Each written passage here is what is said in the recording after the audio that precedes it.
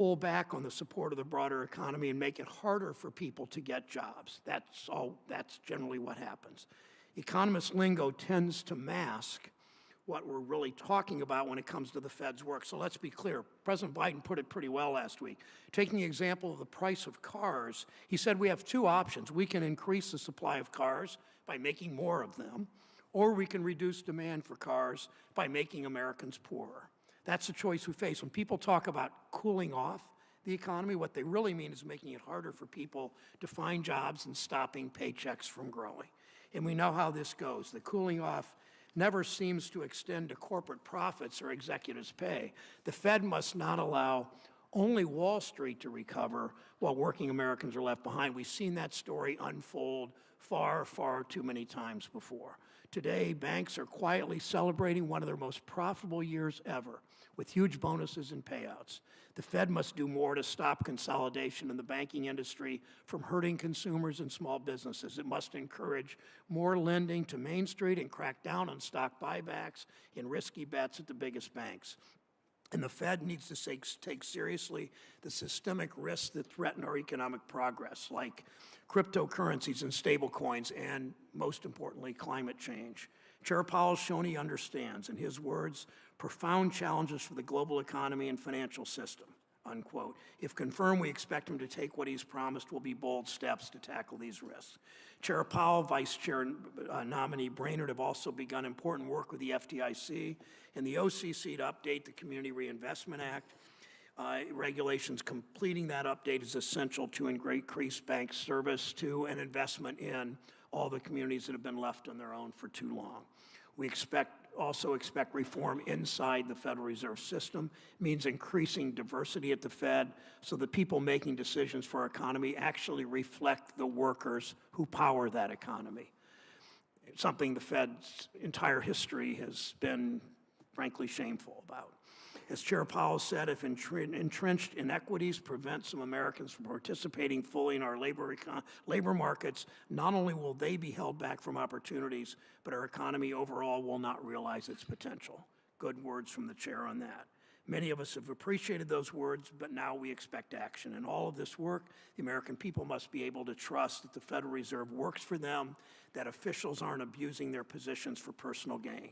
Recent revelations about the Fed's ethics scandal have confirmed a lot of people's worst suspicions about government officials. As chair of the Fed, Mr. Powell has a responsibility to restore that trust. The Fed plays a central role in how we want our economy to work. We can't have a Fed that returns to business as usual because, frankly, that just didn't work for most Americans. Chair Powell, President Biden nominated you to grow the economy for all Americans, not just those at the top, and to protect that growth from threats to our financial system like risky Wall Street schemes and crypto bubbles and increasing climate disasters.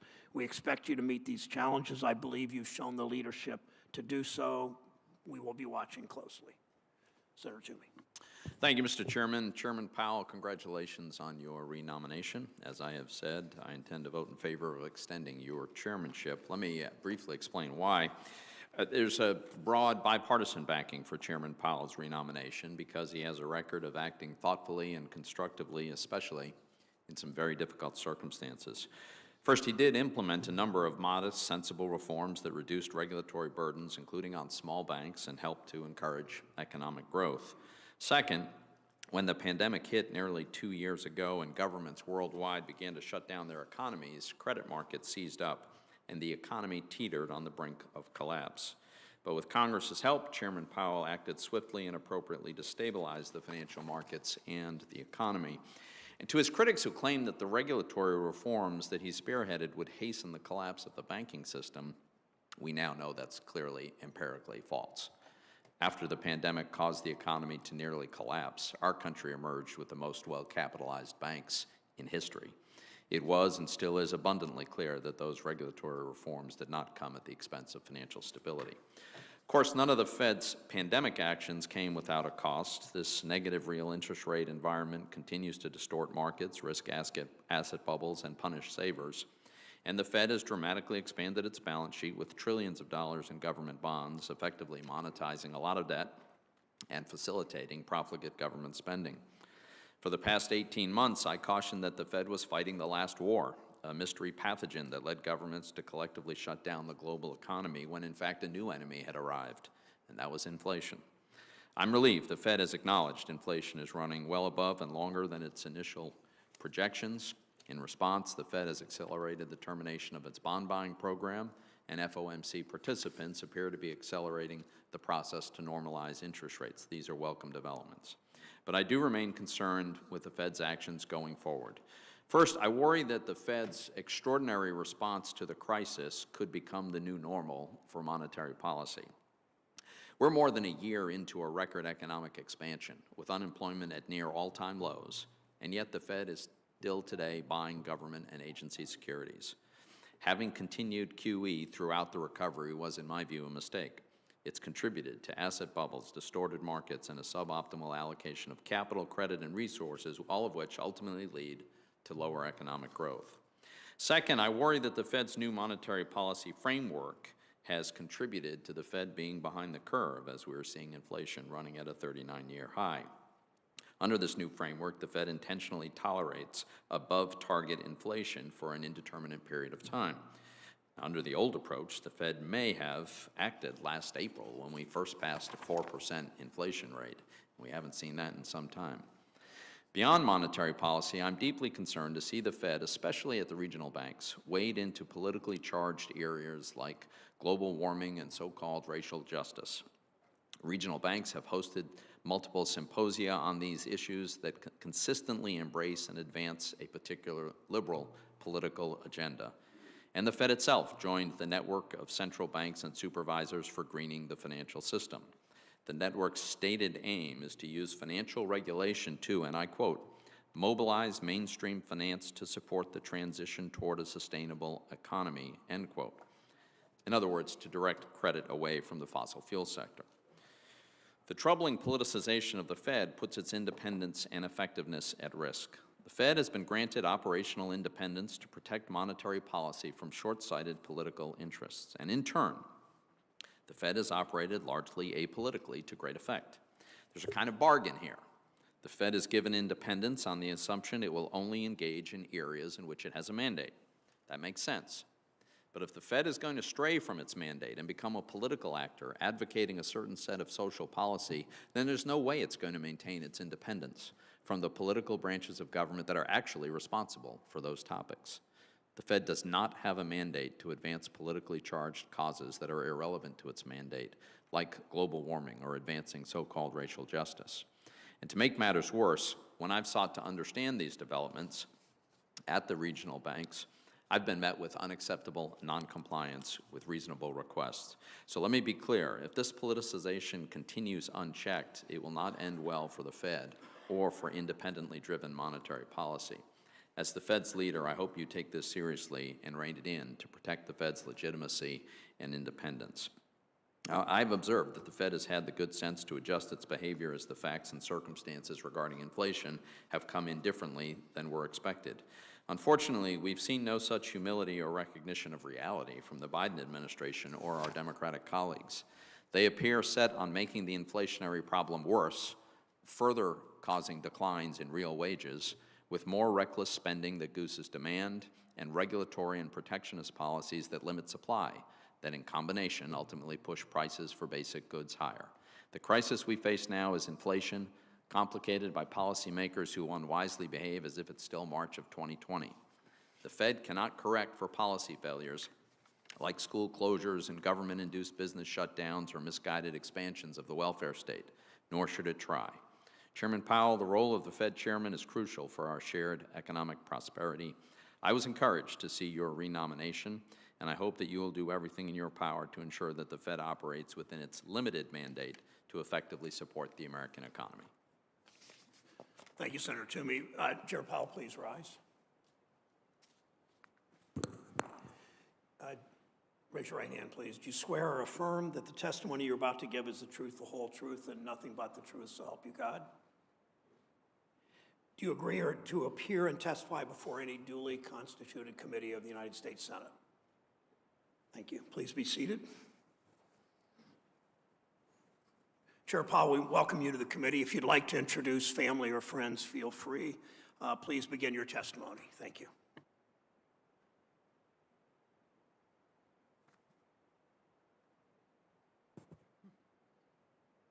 Thank you. Is this on? Yes, thank you.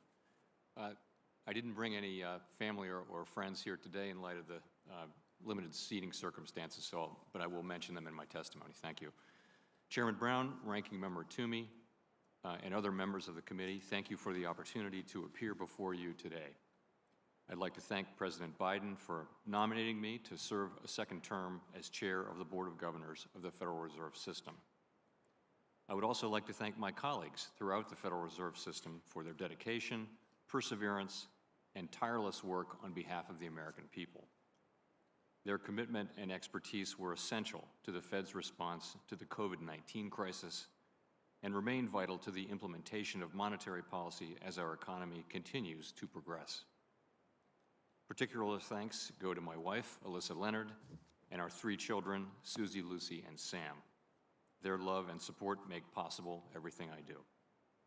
My 5 siblings are all watching, or will later claim to have watched, and we are thinking of each other and of our parents today with love and gratitude. 4 years ago, when I sat before this committee, few could have predicted the great challenges that would soon become ours to meet. On the eve of the pandemic, the U.S. economy was enjoying its 11th year of expansion, the longest on record. Unemployment was at 50-year lows, and the economic benefits were reaching those most on the margins.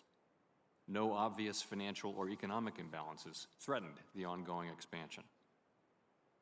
But this attractive picture turned virtually overnight as the virus swept across the globe. The initial contraction was the fastest and deepest on record, but the pain could have been much worse. As the pandemic arrived, our immediate challenge was to stave off a full-scale depression, which would require swift and strong policy actions from across government. Congress provided by far the fastest and largest response to any post-war economic downturn. At the Fed, we used the full range of policy tools at our disposal. We moved quickly to restore vital flows of credit to households, communities, and businesses, and to stabilize the financial system. These collective policy actions, the development and availability of vaccines, and American resilience worked in concert, first to cushion the pandemic's economic blows, and then to spark a historically strong recovery. Today, the economy is expanding at its fastest pace in many years, and the labor market is again strong. As always, challenges remain. Both the individual shutdown and the subsequent reopening of the economy were without precedent. The economy has rapidly gained strength despite the ongoing pandemic, giving rise to persistent supply and demand imbalances and bottlenecks, and to elevated inflation. We know that high inflation exacts a toll, particularly for those less able to meet the higher costs of essentials like food, housing, and transportation. We are strongly committed to achieving our statutory goals of maximum employment and price stability. We will use our tools to support the economy and a strong labor market and to prevent higher inflation from becoming entrenched. We can begin to see that the post-pandemic economy is likely to be different in some respects, and the pursuit of our goals will need to take those differences into account. To that end, monetary policy must take a broad and forward-looking view, keeping pace with an ever-evolving economy. Over the past 4 years, my colleagues and I have continued the work of our predecessors to ensure a strong and resilient financial system. We increased capital and liquidity requirements for the largest banks, and currently capital and liquidity levels at our largest, most systemically important banks are at multi-decade highs. We worked to improve the public's access to instant payments, intensified our focus and supervisory efforts on evolving threats such as climate change and cyber attacks, and expanded our analysis and monitoring of financial stability. We will remain vigilant about new and emerging threats. We also updated our monetary policy framework, drawing on insights from people and communities across the country to reflect the challenges of conducting policy in an era of persistently low interest rates.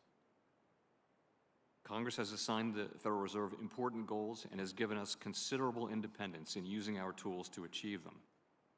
In our democratic system, That independence comes with the responsibility of transparency and clear communication to keep the public informed and enable effective legislative oversight. That duty takes on even greater significance when the Fed must take extraordinary actions in times of crisis.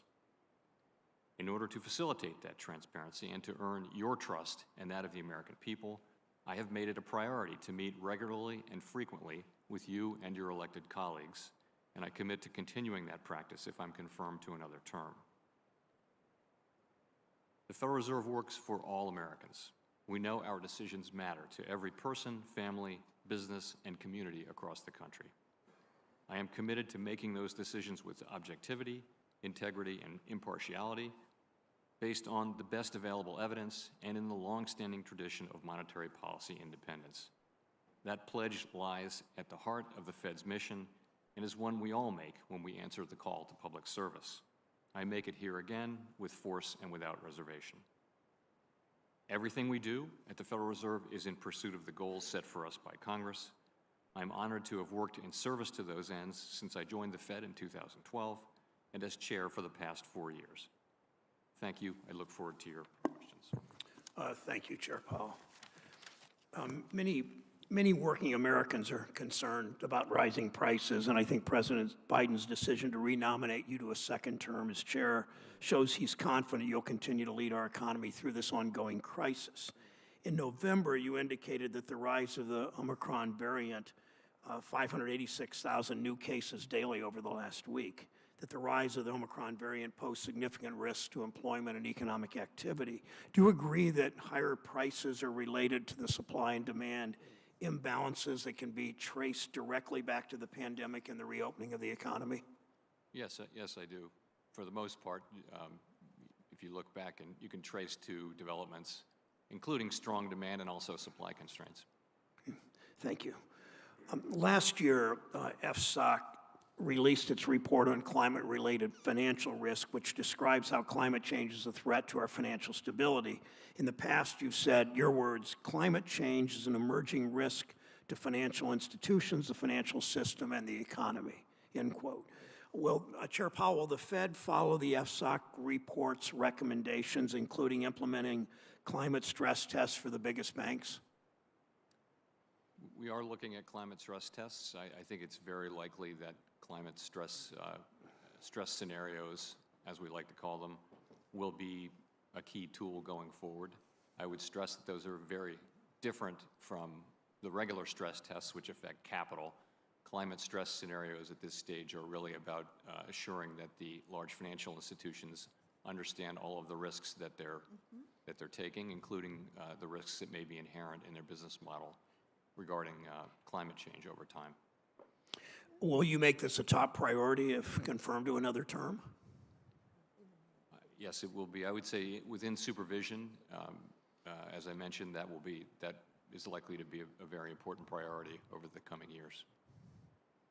The position of Vice Chair of Supervision, but also yours? Yes. Okay. It's the Fed's responsibility, as you know, to promote financial stability. It means we need strong financial safeguards in place to protect American workers and families from risks in our financial system. It's all that. Chair Powell, recently the Fed has refocused its full employment objectives to make sure it includes workers of all backgrounds. Do you agree that when all workers, including women, including black and brown workers, are able to fully participate in the workforce, that our economy grows? And do you think it's important for the Fed to understand and proactively address racial and gender disparities in wealth and income and employment in our country? So what we saw at the end of the last longest in our history expansion was that as the labor market tightened, the benefits began to go more broadly to those at the lower end of the income spectrum and to groups that have been more marginalized from an economic standpoint. And that was seen, I think, very broadly as a highly desirable set of outcomes. So our tools do not generally have direct distributional effects, but I do think that we see now the great benefits that a strong labor market can bring to, right across the whole population and for the whole economy. But you are suggesting from your answer that only when there is strong demand for labor, do people who are more on the margins of society, people of color, women, people who have not done as well, only then will they benefit? Does the Fed have responsibility beyond that?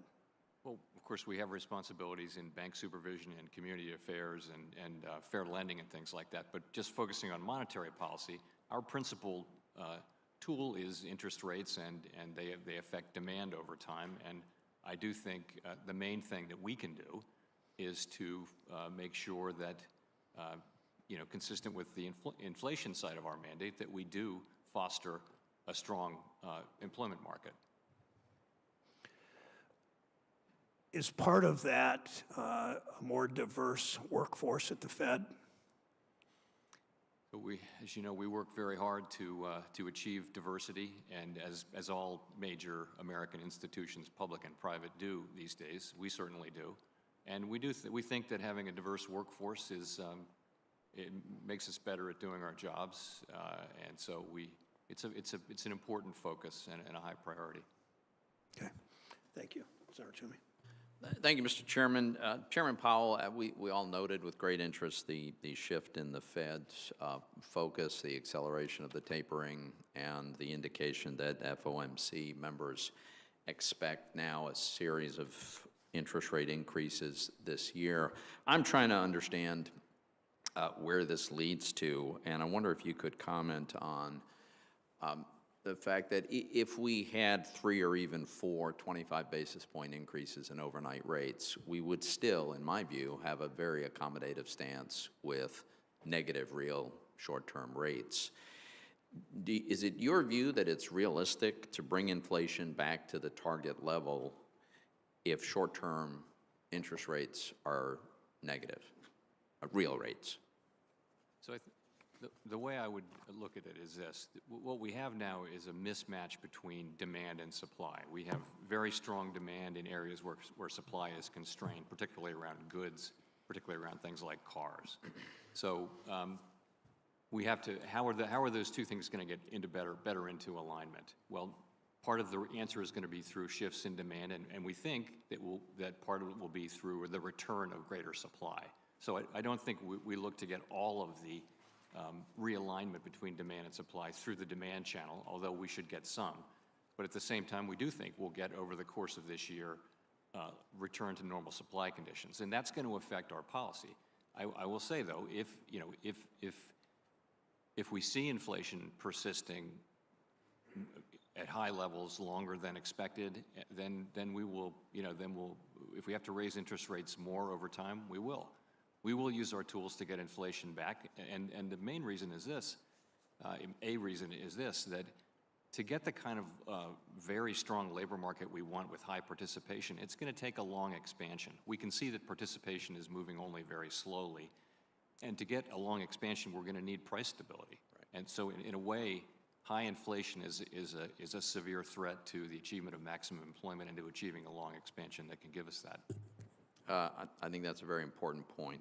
Let me also just ask you, as I mentioned, I understood the need for quantitative easing, the extraordinary measures that we're taking during the crisis, but I worry that the Fed's decision to continue to use these policies well after the crisis had passed, and in fact we're in the midst of a strong recovery, increases the risk of normalizing behavior like this bond buying. So I think it's your view that it's important that this not become normal routine part of Fed behavior. But could you clarify that? And if it is important that this not become a routine matter, how do we ensure that it doesn't? So I guess I would start by saying that the last 2 downturns there's been nothing normal about them. They've been 2 historically large downturns, one being the global financial crisis and one being the pandemic, and we were called to invent new tools and use all of our tools. If we had a regular way recession, a couple of quarters of negative growth, a typical recession, then the question would be, what do we need to do? And so in this era of very low interest rates, there's not going to be as much room to cut, but that would be the first thing that we would do. Now, just because we have been and probably remain in an era of very low interest rates, we would have to look at asset purchases as the next tool in line, but we wouldn't, I don't think we'd automatically use it unless it was necessary. I would certainly hope we wouldn't automatically use it. I would hope that there would be a very, very high threshold to get over, especially when you consider the ways in which it distorts the allocation of capital. As I mentioned in my opening remarks, one of the things I'm very concerned about is especially the regional banks having strayed from the Fed's statutory mission on monetary policy into inappropriate and overtly political advocacy. Just one of many, many examples, the Boston Fed conducted a virtual event as part of its Racism and the Economy series, in which the speakers routinely and adamantly called for defunding the police. Just nothing to do with the Fed's mandate. For 7 months now, I've been asking for information from several regional banks about their political activism, and for 7 months, they have simply refused to comply with my request. So I've requested some documentation from the main Fed with respect to this activity, all of which, by the way, is subject to FOIA in any case. Now, I'm sure it's not your opinion that the ranking member of the Senate Banking Committee is entitled to less information than a member of the general public would get through a FOIA request. So can you commit to getting me the information that is now long overdue? So I am aware that you have submitted a FOIA request and we're processing it now, and I don't know what's asked for. I don't know whether it's actually covered by FOIA, but to the extent that it is, you'll of course get it. I think it's very important that this committee and Congress understand how the Fed reaches decisions to engage in political advocacy. Thank you, Mr. Chairman. Senator Toomey. Senator Reid from Rhode Island is recognized. Thank you very much, Mr. Chairman. And Chairman Powell, congratulations on your renomination. I believe that President Biden has made two excellent choices, yourself and Governor Bernard. I think you worked together hand in hand for many years. I think you'll be a superb team, and so I look forward to supporting your nomination and Governor Bernard's nomination also for Vice Chair. And let me join my colleagues in commending you for an exceptional job with respect to the pandemic. One of the interesting consequences of the pandemic and the employment market is that we've seen wages rise. In fact, we've seen them rise with respect to factory workers, non-supervisory personnel, about 5.8%. And my concern is, would an increase in interest rates in anywhere begin to slow down that rise or indeed reverse it? So like you, and I think like everyone, we think wages moving up is generally a good thing. But if you look back through history, there are times when wages have moved up in a way that has fostered persistent inflation, and that hurts everyone. It particularly hurts people on fixed incomes. So we don't see that right now, but we do see these are the biggest wage increases in decades, and so we're watching carefully. And you know, to the extent we are looking at this year, what we see is an economy where the labor market is recovering incredibly rapidly, really beginning around the middle of last year. The unemployment rate's been dropping at more than 0.3% per month since last June. It's now below 4%, which is pretty close to half-century lows. So that part of the employment market is doing very well. Meanwhile, inflation is running very well, very far above our target. And what that's telling us is that the economy no longer needs or wants the very highly accommodative policies that we've had in place to deal with the pandemic and the aftermath. So that's what that's really about. We're really just going to be moving over the course of this year to a policy that is closer to normal, but it's a long road to normal from where we are. Right now we are very highly accommodative, and it is really time for us to begin to move away from those emergency pandemic settings to a more normal level. It really should not have negative effects on the employment market. Which it's ironic because, as you pointed out in your opening statement, when you took over, we had 11 straight years of significant economic growth, but that was not translated into the wages of most working people, particularly entry-level and non-factory workers, et cetera. And now we've seen a situation where that's reversed, and I would hope that we could continue that type of progress. And I know you'll be sensitive to that going forward. One of the interesting things about the situation we face now is that the Fed tools are probably most effective reducing overall demand. But a lot of what we're facing is supply problems. You know, the situation about automobiles, the problem there, in fact, I think used cars are so expensive, they're distorting the inflation numbers significantly, and that's a result of the shortage of microchips and other types of chips, which is a result of the pandemic. These are supply issues. So to what extent will your dealing with demand help supply? And maybe that's the real problem. No, it really won't. We really can't directly affect supply side conditions. And that's why I mentioned this really is a problem both of very strong elevated demand, particularly in a part of the economy, the goods sector, the durable goods sector, things like washing machines and cars and all of the things that people bought during the course of the pandemic when they couldn't spend money on travel and services. That's where spending is running at a level 20% above where it was before the pandemic, and it's just kind of overwhelmed the supply chains, most of which are global. In these days, you're getting parts and fully assembled products coming in. So we can affect the demand side. We can't affect the supply side, but this really is a combination of the two. Well, a final point I want to make is that the issue of climate change is absolutely critical. It's an economic issue. I don't think you want to see a lot of banks owning property that's literally underwater. But if you look at any of the analysis going forward, that could be the case. So I would hope that the Fed would view this as an economic issue and pursue it as an economic issue that's going to affect us dramatically. My colleague, Senator Whitehouse, has been one of the most staunch visionaries and advocates for that position, and I hope the Fed is responsive. Thank you, Mr. Chairman. Thank you, Senator Reid. Senator Shelby from Alabama is recognized. Thank you, Mr. Chairman. Chairman Powell, welcome back to the committee. You've spent a lot of time with us in the past. Inflation is currently surging at its highest rate in 40 years. And while I appreciate the decision that the Fed has made to begin tapering, I'm concerned that the Fed missed the boat on addressing inflation sooner. A lot of us are.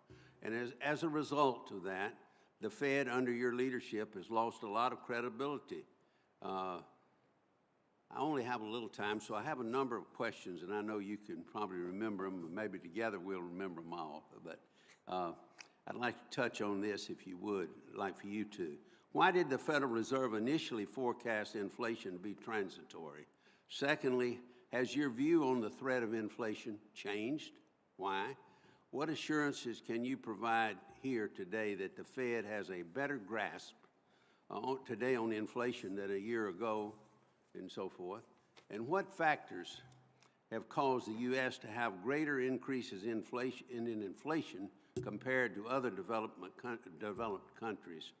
And I guess lastly, yes, how important is price stability to the American people? And that's a lot of questions, but these are all relevant to your job. Thank you. Respecting your time, let me go right through these. First, let me say price stability is half of our mandate. There's no basis in the law for preferring maximum employment over price stability or vice versa. They're equal. However, at different times, one of them is farther away from its goal, and that's the one we need to focus on a little bit more. So I'd say now it's inflation. So on inflation, why do we say transitory? We said that because we thought that these supply side bottlenecks and shortages would be alleviated much more quickly than they have been. There's no empirical experience with this before. We haven't had the global supply chain collapse. We haven't had this kind of a labor force shock before. So we and essentially all other mainstream forecasters forecasted that by now we'd be seeing much lower inflation. And that's not what happened. So what's changed is that, just as I mentioned, the supply side constraints have been very persistent and very durable. We're not seeing really a lot of progress. If you look across, the global supply chains and what's happening domestically, look at our ports, look at Long Beach and LA, the two big ports on the West Coast for Asia. The number of ships at anchor is still at a record level. So we're not really seeing yet the kind of progress we essentially, all forecasters really thought we'd be seeing by now, and that's really what's driving it. I think we did foresee the strong spike in demand. We didn't know that it would be so focused on goods, but so that's really what happened. And so I think we learned that. It wasn't that, it was just, this is a unique set of circumstances. We haven't had, really the United States economy is so dynamic. The supply side adapts quickly. And, there are new companies being started and old companies dying all the time. This is a situation where there actually are hard constraints. People want to buy cars. Car makers can't make any more cars because there are no semiconductors. So that's never happened. I can't think of another example of that, and that's true across. So what factors really? It's the supply side. Did I miss any? I like to think I covered, at least touched all 5 of those. What have you really learned and you would share with your fellow Board of Governors to get a grasp as much as you can on inflation? Because a lot of us have been on the committee a while, and we remembered what Dr. Volcker did with the Fed under his leadership, and it was draconian, but it worked. I hope we won't have to do that, but you've got to do whatever you have to do. Do you agree? We have to achieve price stability, and I believe we will, and I'm confident we will. And again, it's not just a question of restraining demand, although that will be, right now we're stimulating demand with very highly accommodative policy. As we move through this year, we will, in all likelihood, we don't know the future, but if things develop as expected, we'll be normalizing policy, meaning we're going to end our asset purchases in March, meaning we'll be raising rates over the course of the year. At some point, perhaps later this year, we will start to allow the balance sheet to run off. And that's just the road to normalizing policy. That's what we're going to be doing. Of course, we're committed. But we also we do believe, and I think widely it is believed that these supply blockages will be alleviated too, so that there will be more supply as well, more labor force. But people will be coming back into the labor force. We'll see more recovery, although it's been slow from participation. And we'll see these global supply blockages coming down. We'll see some more cars, although that's going to take some time. And that will help as well, getting supply and demand back at the same level. Senator Menendez from New Jersey is recognized. Thank you, Mr. Chairman. Chair Powell, let me start by reiterating a point that I've made, unfortunately, far too many times. And the latest batch of nominees leads me to, once again, the conclusion that there is a serious diversity problem at the Federal Reserve. Latinos are the country's largest minority. They make up nearly 20% of the entire U.S. population. It's outrageous that they have no representation in Fed leadership. There's never been a single member of the Board of Governors or regional bank president that has lived the experience of being a Latino in the United States. And that means that the voices of 1/5 of the country's citizens are repeatedly drowned out when the Fed is making critical decisions on economic policy, decisions that affect whether a Latino family can afford their first home, find a job that pays a living wage, send their children to college, save for a comfortable retirement, or get a loan to expand their business. In late October, several of my colleagues and I sent you a letter requesting that you work closely with the Boston and Dallas banks to recruit diverse candidates for their open president positions. We received your response to that letter just last week, and I have to be honest with you, the lack of detail was thoroughly disappointing. I'd be expecting you to provide a more detailed update on the search process before your confirmation vote, including what specific changes you've made to the process and how they're going to lead to a more diverse candidate pool. And I hope that you will do that. While we face significant challenges with the Omicron variant and supply chain disruptions that are both causing families to face higher prices for a variety of goods, the fact is that we're experiencing a strong recovery from an unprecedented pandemic. Thanks to the American Rescue Plan and other policies put in place by Congress and the Biden administration, we gained an average of 537,000 jobs per month since President Biden took office. So, Chairman Powell, if you're confirmed, how would you continue to balance the Fed's dual mandate to keep price increases manageable while not dampening the strong job and wage growth that we've seen over the past year? So by so many measures, labor demand relative to supply is at its highest level, really, that I can remember. The level of job openings is at an all-time high as a percentage of the labor force. The level of quits labor economists look at the level of quits as a real indicator of how strong the labor market. The percentage of quits, the number of quits, is at an all-time high. So the problem is not lack of demand for labor. The problem is that there's a significant supply problem, which is associated with the pandemic and a range of other factors. Participation has not recovered, but as you can see, for people who are in the labor force, the unemployment rate is dropping at historically fast levels. So we don't have a labor demand problem to solve through our policy. What we have is a labor supply problem. So what is the threat? We're clearly on a path to have an even better labor market over time. What are the big threats to our getting there? Well, I would say very near the top of the list is the threat of price stability. If inflation does become too persistent, if these high levels of inflation get entrenched in our economy and in people's thinking, then inevitably that will lead to much tighter monetary policy from us, and it could lead to a recession, and that will be bad for workers. So really, achievement of maximum employment, by which we really mean continued progress in hiring and in participation, is going to require price stability, and that's going to require us to use our tools to the extent they work on the demand side, while we also expect some help from the supply side. Do you expect inflation to subside as vaccinations increase and supply chains are repaired? Over time, yes. Over time. The question is how fast, and the risks that we're running in the meantime that inflation psychology starts to get entrenched. But certainly I believe that. And you make a great point about vaccination.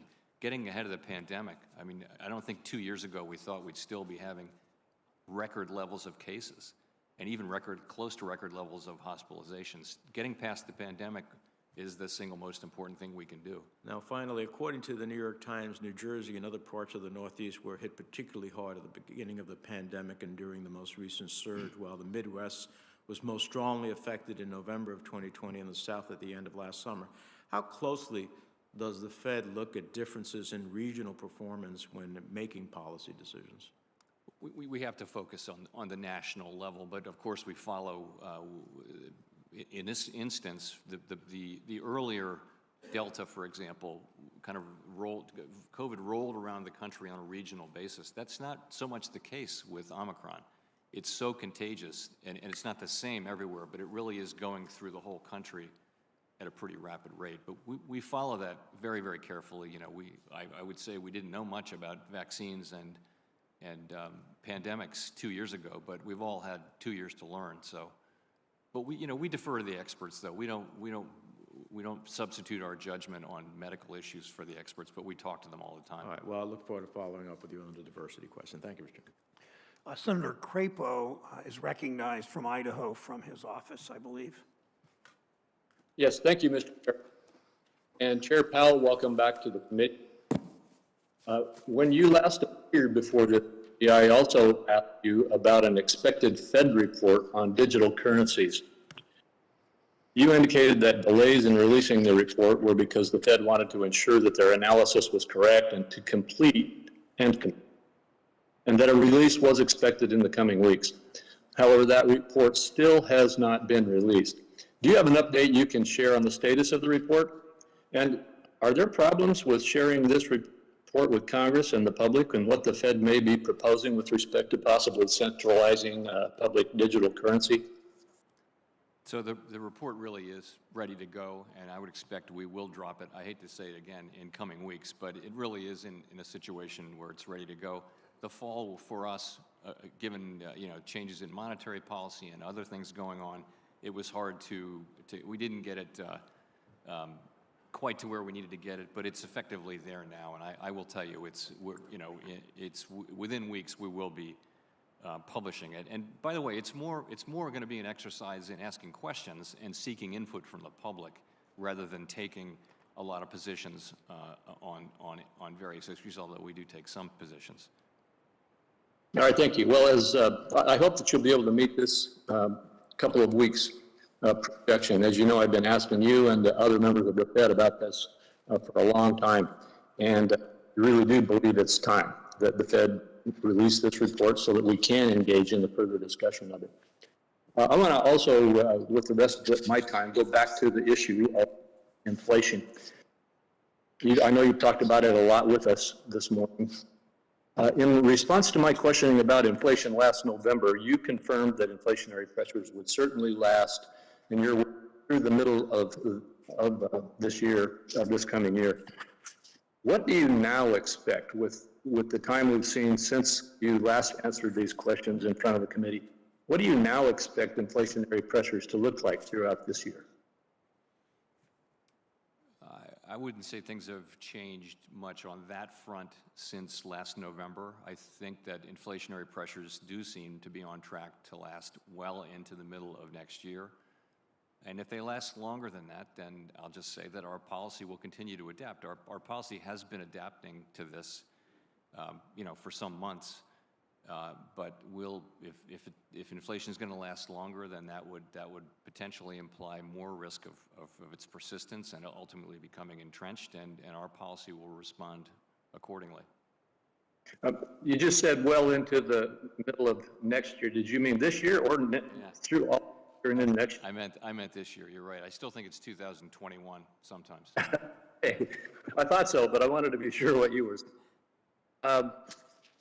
With regard to the question of what's going to happen over the next 3 to 4 months, as we try to deal with the inflationary pressures you've described, if consumer price inflation were to persist over the next 3 or 4 months at somewhere between 5 and 7%, as we are now seeing, and if the unemployment rate were to remain about where it is now, below 4%, what would you expect the tools that the Fed would need to use would be? And I noted in one of your responses on the inflation issue earlier today, I thought I heard you say that the Fed's overnight interest rate would still, even after you may use it as a tool, would still be very low. Could you just discuss I know you can't predict with specificity what the Fed would do, but could you discuss what you expect interest rates to look like as you utilize that tool?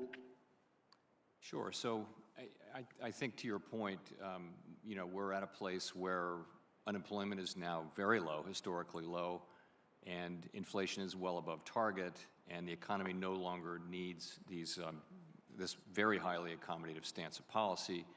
And I would expect that this year, 2022, will be a year in which we take steps toward normalization. That will involve raising the federal funds rate.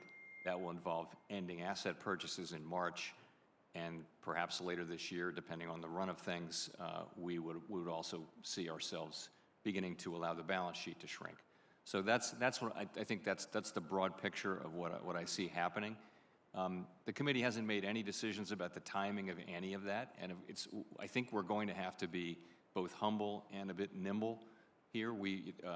If you go back and look at where we were a year ago today in the economy, vaccines were arriving. I think that in my thinking there was the idea that'll really help us get past the pandemic, and it has helped a lot, but yet we're at all-time record cases and approaching record hospitalizations nationally. So the thing has stayed with us longer, and I think we're going to have to be open to the changing environment, and monetary policy is going to have to adapt as we learn more. And then we're going to learn a lot about the path of inflation, particularly as it relates to these supply-side blockages we've had over the course of the first 6 months of the year and every month, really.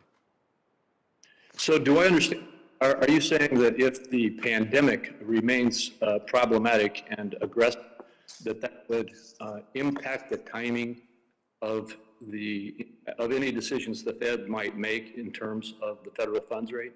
So I'd say it could, but you know, what's happened is the economy has made all these gains in the face of during 2021, we had two major pandemic outbreaks, two variant outbreaks, and really the beginning of 21 was dominated by a very strong wave of the original COVID. So, and yet the economy, we made tremendous progress in the labor market in 2021, and growth is at a multi-decade high in 2021. So I expect the economy to continue to be able to deal with these outbreaks. I think it is likely, though, if the experts are right and Omicron is going to go through really quickly and peak perhaps within a month and then come down after that, I think it's likely you will see lower hiring and perhaps a pause in growth and that kind of thing. But it should be short-lived. It should be, and then the economy, the forecast for the rest of the year, or certainly for the next quarter or two, would be a very positive one, very positive. And if that happened, would that increase the likelihood of Fed action to increase the federal funds rate, or would it delay that? If that all happens, I think what we're seeing is an economy that functions right through these waves of COVID, and my colleagues and I see that, and you see that every quarter we write down projections of interest rates. They're individual projections. They're not a committee plan or anything like that. But broadly speaking, all members of the committee see interest rate increases coming this year. The median was 3. But that's going to depend on data. It's going to depend on the progress we see on the supply side, the progress we see on inflation. And we honestly don't know. There's risk on both sides, really, on growth and potentially on inflation as well. So we're going to have to be just very attentive to what's happening in the economy and willing to adapt pretty nimbly our policy as we go through the year. Thank you, Senator Crapo. Senator Tester from Montana is recognized. Yeah, thank you, Mr. Chairman. I don't know if there's any way to turn that mic down, but that was almost painful. I mean, it was tough. Not your questions, Crapo, just the intensity. First of all, Chairman Powell, I want to thank you for your willingness to serve. I appreciate your work that you've done working with the Federal Reserve Board throughout the health and economic crisis that we found ourselves in. And just to say, as many have said before me, we appreciate your steady hand. In your opening statement, you talked about climate change and cyber attacks, taking those into account as part of the things the Fed has to do. There was an interesting story in the Post yesterday that talked about $145 billion this country spent on disasters in 2021. December was the warmest ever, and last year was the 4th warmest year in history. I think that's a conservative number because I don't think it took in the impacts of our crops and crop insurance and things like that. I say that because I hope you will continue to gather as much information as possible about what needs to happen as this climate situation appears to be getting worse and not better as time moves on. The American taxpayer deserves that. Look, the challenges that we've had because of this pandemic, it's fair to say that the Federal Reserve has helped us get through this in a major way. This question has been asked before, but I'm going to ask it again in a different way. Could you compare the economy pre-pandemic, pandemic a year ago, and today, and tell me where we're at in relation to those 3 different points in time? Sure. So the pre-pandemic economy, that was a very long, historically long, 10 years and 8 months expansion. Growth was just modestly above potential every year, so we were getting growth between 2% and 3%, and we think potential growth is around 2%. So that implies a tightening labor market. So we had this long, relatively uninterrupted period of growth, and what happened is unemployment kept coming down and participation kept coming up, and that was very beneficial. And so you saw people around the edges of the labor market getting more wages. We saw companies going to prisons and recruiting people who weren't going to get out for a couple of years. I mean, it was it was a great labor market. So that's pre-pandemic. So then the pandemic comes and it upends everything. So the question really is, how's it going to be different? And we're only beginning to see that because we're not out of the pandemic. We're a long way from out of the pandemic potentially. But so what are some of the things that we're seeing that are with us now? One of them is that the recovery in labor force participation overall has been slower than hoped. Actually, prime age labor force participation has moved up a full percentage point almost last year, but overall that was offset significantly by older people retiring, older people and not older people retiring. So we're seeing some differences. We're going to see people working remotely. There's the wage increases that we're seeing are still very skewed to the lower end of the income spectrum.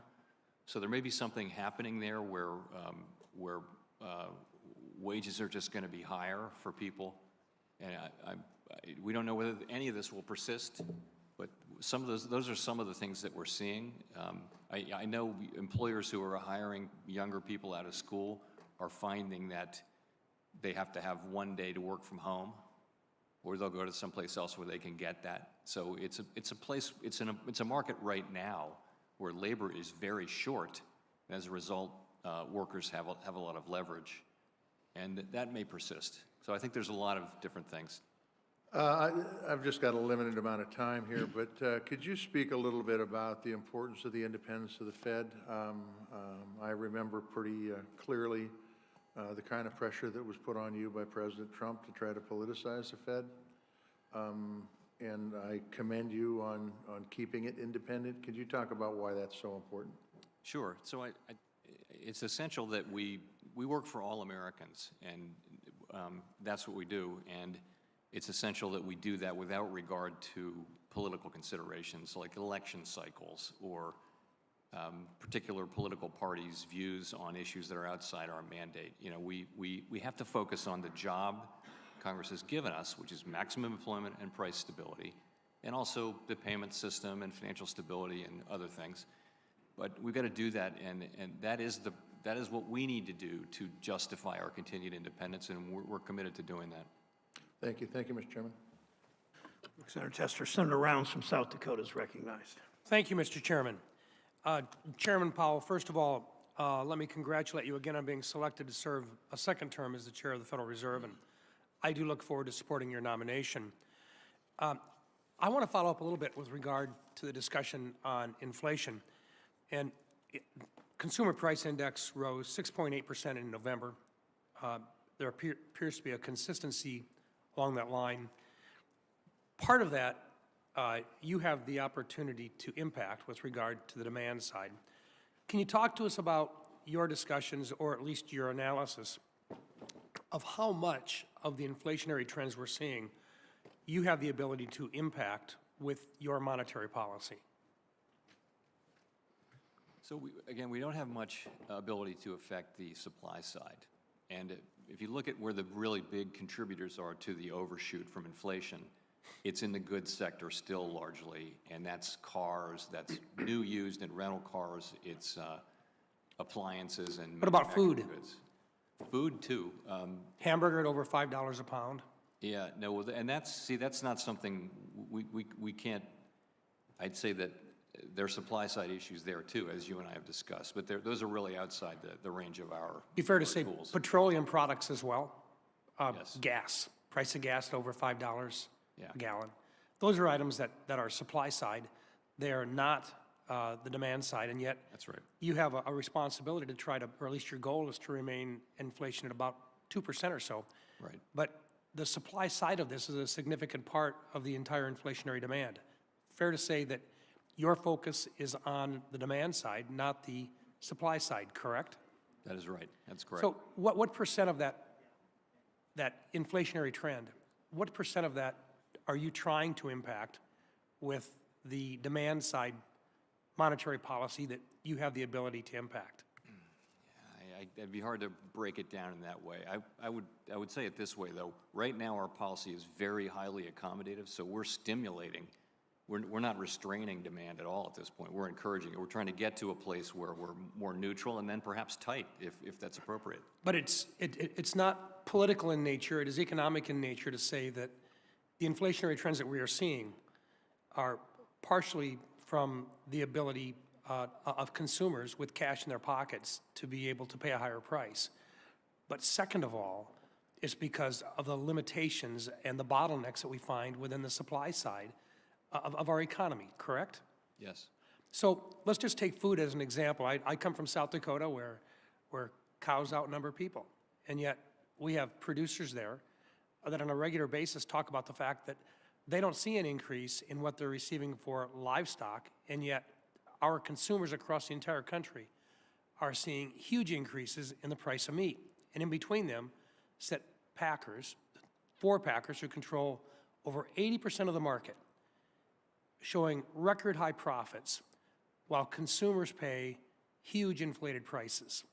That's something which has to be dealt with policy and not necessarily something that the Fed can impact, correct? That's really a competition policy question, yes. Yeah. So do we have the same type of challenges with regard to other items that people consume on a daily basis? And by that I mean petroleum products are something that I truly believe that the price rise in petroleum in 06, 07 really impacted the ability of people to actually pay their mortgages or pay their rent, or for that matter, they were going to put food on the table before they were going to pay a mortgage. Do we have a similar type of situation developing here with regard to individuals that are trying to get to work, paying a higher price for their gasoline, and now they're seeing the possibilities of other things going by the wayside? That is right. I mean, gas prices are high, and those gas prices and food prices and heating oil prices, are the kind of things that affect people who are living paycheck to paycheck on a fixed income. And not necessarily something that you can do at the Fed, but nonetheless, it does impact inflation, and it's something that would probably have to be addressed with the regulatory environment that we have within this country today. We can have marginal effects on demand, but we really, when it comes down to energy and food, those are largely importantly influenced by supply side issues. Thank you, and I would just add this. I know that with regard to regulations, the Fed has been considering whether or not to make permanent adjustments on a separate item to the supplementary leverage ratio, or SLR, in order to account for a significant influx of cash that consumers have got. They're trying to put them into banks, and yet banks have to basically have capital to be able to accept those deposits. I would just hope, and I would consider that you continue to look at considerations with regard to the adjustments on the SLR, so that we actually have the ability to accept those deposits in the future, sir. We will return to that. We want risk-based capital to be binding, not the leverage ratio. We do want to make adjustments, but we want them to be done in ways that don't reduce the overall bindingness of the capital requirements on the largest firms. That's an important principle, but within that, we do think there's some things we may be able to do on the SLR that honor that first principle. Thank you. Thank you, Mr. Chairman. Senator Warner from Virginia is recognized. Thank you, Mr. Chairman, and Chair Powell, let me join my colleagues on both sides of the aisle in thanking you again for your service. I'm going to pick up a little bit where my friend Senator Tester left off when he started talking about pre-pandemic economy, pandemic economy, and post-pandemic economy. You said in your testimony that the post-pandemic economy is likely to be different in some respects, and that, quote, the pursuit of the Fed's goals will need to take these differences into account. What are some of those differences? You mentioned we're seeing changes in employment patterns. We may need to see new supply chains. Can you talk a little bit more about, in that post-pandemic economy, what those differences will be, how it affects the Fed's decision-making, and will there be actually any economic indicators that might be have a new emphasis, or even be new economic indicators in this post-pandemic economy? Hopefully we get to. We're just beginning to see this sort of emerging from the fog, so it's all very indefinite. But you mentioned supply chains. The supply chains we had pre-pandemic were very efficient and pretty fragile. And so I think companies, since the very beginning of the pandemic, have been looking at ways to have more robust supply chains that won't be, subject to these kind of disruptions that we've had now for 2 years. That's one. Another I mentioned earlier is labor force participation has been much slower to come back than we had hoped for. The level of employment that's consistent with price stability is something that can evolve over time, and we have to deal with the economy as we find it. Right now, we have very high inflation and wages at multi-decade highs, which are not causing the current inflation at all, but something that we're watching. And we want participation to come back, but it's been quite slow. We have to deal with the fact that it probably will take a long expansion to draw people back into the labor market. Just to speak of two, there are many others. Well, for example, would childcare be one of those factors? We still have a large percentage of the workforce, particularly women in the workforce's participation is still down. If we don't find a way to provide adequate, affordable childcare, is that not going to be a long-term disruption? It's clearly weighing on participation still, although participation has moved back up among women as well. But that part of the economy is suffering from a lack of workers as much as any part is, and so that weighs on participation by people who depend on childcare. Yes. I also think that on the supply chains, a lot of us at the beginnings of this pandemic raised concerns about being dependent on sole source, for example, whether it's the base chemicals that go into our pharmaceutical drugs or PPE coming from China. I think some of these changes are going to be permanent. We now at the Congress needs to act to make sure that we don't maintain that dependence, but something I think we're going to need to continue to revisit. I want to come to another topic that you and I have talked about a long time. Out of the pandemic, we saw a disproportionate effect on minority communities. We lost 440,000 black-owned businesses. A lot of the delivery mechanisms that we put in place on the Paycheck Protection Program, well-intentioned, but clearly minority-owned businesses didn't do as well. I'm a big believer, and I thank folks on both sides of the aisle. I want to particularly call out my friend Mike Crapo on this. We got a lot of money into the CDFIs and MDIs, but there still remains challenges for these organizations. For example, in light of after the murder of George Floyd, private sectors indicated they were going to put up about $200 billion to help deal with racial wealth gap issues. But we continue to hear that there are a number of entities that might want to, for example, invest in MDIs, minority-owned depository institutions, with no intent of changing control, but they can't make those investments because of potentially triggering that regulation on change of control. I think we're going to need some regulatory review here. I think as well, we need to look at, for example, a non-emergency discount window that would be geared towards CDFIs and MDIs, modeled after the seasonal discount windows that already exist on a non-emergency basis.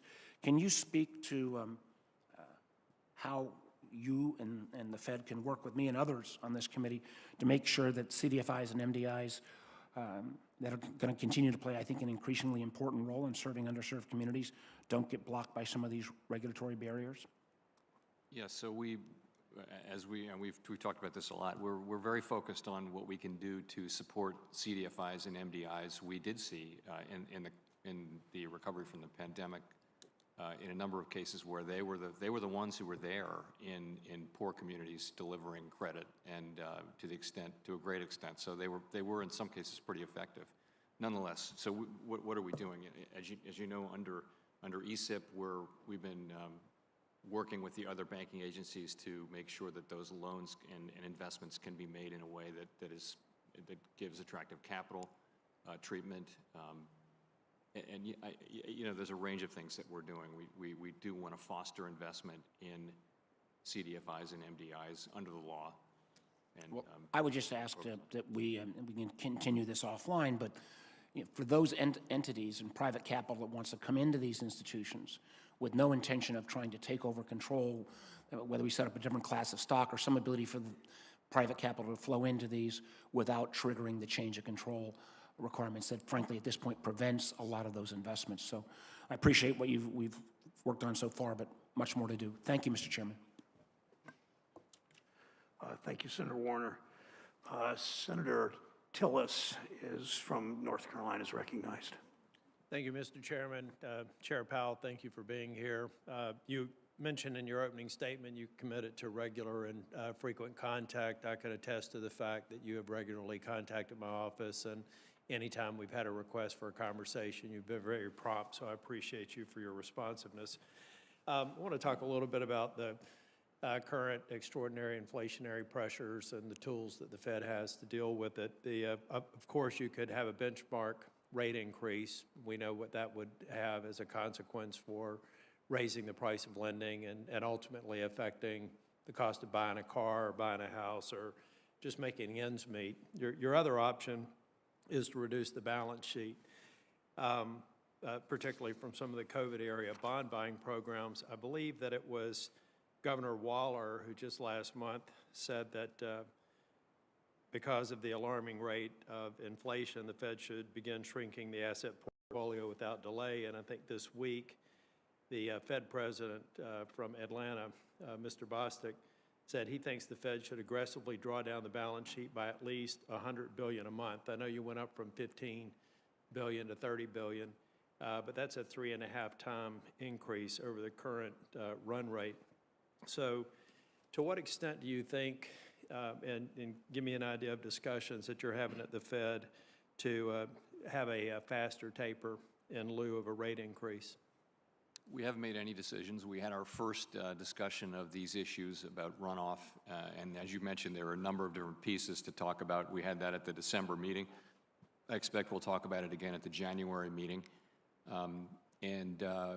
Again, just no decisions. But as we reflected in our minutes, we looked at what the Fed did last time, and I was there as we ended QE and then later started to have the balance sheet shrink, and we thought we looked at that experience and thought that's quite informative, but the economy's in a completely different place than it was when we ended asset purchases the last time. So the period of time between stopping purchases and beginning runoff will be shorter, and also the balance sheet's much bigger, and so the runoff can be faster. So I would say sooner and faster. That much is clear. Beyond that, we're not at a point of making decisions.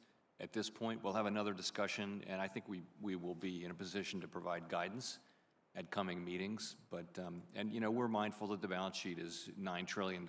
It's far above where it needs to be, and It's at the current drawdown rate, that's about a 24-year trajectory to retire the balance sheet. Is that right? it would depend on the speed you assume. What sort of indicators are you looking at that would actually drive you to a faster taper, particularly based on some of the comments of the folks at the Fed? We're looking at the whole range of things. This balance sheet is much shorter in duration than the one that we had at the end of the global financial crisis. That can play into it. I think we tend to do a lot of analysis. We tend to take 2, 3, 4 meetings to work these things through. I find that the best ideas sometimes take a while to surface. They did the last time on this issue, so it'll be part of the things that we're discussing and doing this year. Okay, thank you for that. I should have also mentioned that I look forward to supporting your nomination. Thank you. I want to turn to bank mergers. Senate Bill 2155 gave us the opportunity to do some regulatory tailoring for some of the smaller banks, and I think it was largely successful. Appreciate the bipartisan effort to do it. But I still, bank mergers are one of the most highly regulated transactions that you could go through. It involves the federal regulators, including the Fed, the Department of Justice, and a lot of opportunities for outside interest groups and others to voice their opinions. But I'm getting the sense that moving forward, there may be a trend towards making it more difficult for some of the super regionals and other banks to move through the merger process. I tracked one recently that involved a North Carolina banking institution that seemed to take a bit longer than I thought it would have. So Can you give me an assurance that there isn't a sort of increasing bias on the part of the federal regulators to make it more difficult for some of these super regional and smaller banks to actually get through a merger and acquisition process? Or am I missing, is this a trend that I should be concerned with? Or do you believe that the financial regulators are still in a position to allow that ecosystem to continue to evolve, which I personally believe is very important for the viability of the U.S. banking system? So we're still applying the law hasn't changed and our practices haven't changed. We're still working our way through, the applications that we have in front of us. Okay, and I'll submit a question for the record on the status of the Fed payment system. Thank you. Thank you, Mr. Chair. Thank you. Senator Warren from Massachusetts is recognized. Thank you, Mr. Chairman. So since President Biden took office, we've added more than 6.4 million jobs, the most jobs that have ever been added to the economy in U.S. history. But over the past few months, families have faced higher prices at the grocery store, at the gas pump. Addressing inflation is one of the Federal Reserve's most important jobs. And if we're going to solve this problem, then we need to understand why it's happening. So if we can, let's start with Econ 101. Chair Powell, in markets with lots of competitors, are companies' profit margins generally likely to stay low? That is, in competitive markets, are profit margins likely to stay steady, modestly above the cost of labor, materials, and capital? I mean, microeconomics would tell you that all other things equal, you'll compete down to your marginal cost. Good. And in markets with greater concentration and not much competition, are corporations generally able to raise prices and increase profit margins, all else being equal? So the connection between concentration and market power is not as clean as we might think it might be. In some of the industries that have concentrated, there actually has been, sort of lower cost increases. It's resulted in lower cost to consumers, and I'm thinking there of retail and things like that. So it's not as direct. Well, but let me ask it the other way then, because we're still kind of doing Econ 101 here. If you're a corporation that has eaten up most of the competition and cornered the market, is it easier for you to raise prices on your customers and maximize your profits because you don't have to worry about losing your business? In other words, you've lost the discipline that the market imposes. In principle, if you don't have competition and you're a monopolist, yes, you can raise your prices. Okay, and over the past year, we know that prices have risen because of supply chain problems, unexpected shifts in the demand for goods, and even higher labor costs. But if corporations were simply passing along these costs in highly competitive markets, would the company's profit margins have changed much? So many things affect those that calculation. In principle, you could be right, but well, it's very much not what we're seeing right now. Today, nearly 2 out of 3 of the biggest publicly traded corporations in the country are reporting fatter profit margins than they reported before the pandemic, which doesn't sound like they're just passing along costs. So let me ask you, does that increase in profit margins combined with greater market concentration in industry after industry suggest to you that some corporations may be passing along increased costs and at the same time charging more on top of that to fatten their profit margins? that could be right. It could also just be, though, that demand is incredibly strong and that they're raising prices because they can. Well, that's the point. They're raising prices because they can, and they're not being competed down. Market concentration has allowed giant corporations to hide behind claims of increased cost to fatten their profit margins.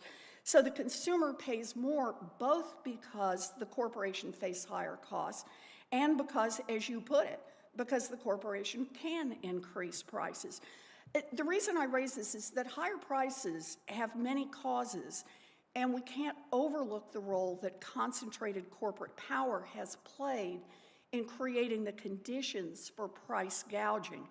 Now, before my time expires, I want to ask you about one other important topic, and that is about climate change.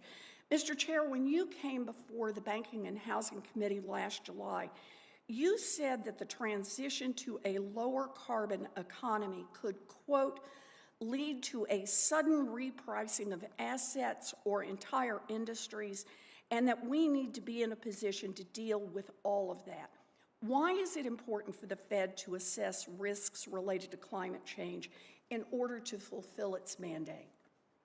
So our role on climate change is a limited one, but it's an important one, and it is to assure that the banking institutions that we regulate understand their risks and can manage them. And it's also to look after financial stability. And with financial stability, the issue really is, can something from climate change arise to the level that would threaten the stability of the entire financial system? So that sounds like more in the nature of what you were reading, something in the nature of transition risk, where some unexpected government policy change happens, which could potentially create disruption. Well, the world is running out of time to deal with the climate crisis, and the Fed has an important role to play here, and I hope the Fed will step up. Last thing, Chair Powell, I sent you another letter asking for more information about the Fed's ethics scandal, and I asked for a response by next Monday. Can I receive your assurance that I'll get that response by next Monday? I'll have to look into the status of that. You'll get either a response or we'll update you on where we are. Okay, I'd like to have a response. Okay, very important. Thank you. Thank you, Mr. Senator Chairman. Kennedy of Louisiana is recognized.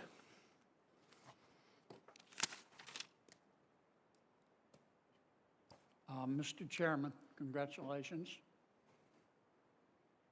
I think it's fair to say that you are, and once you're confirmed, will continue to be one of the most powerful people in the world. So I want to begin today. I have some questions, but first, I have a plea. Above all else, above everything else on your plate, I ask that you please preserve the independence of the Federal Reserve. The last thing that America needs right now is to have the Federal Reserve politicized. It's the last thing the world needs right now. And believe me, the whole world is watching, including our enemies. Now, I get it. Our politics is polarized. I hope you'll remain blissfully ignorant of that.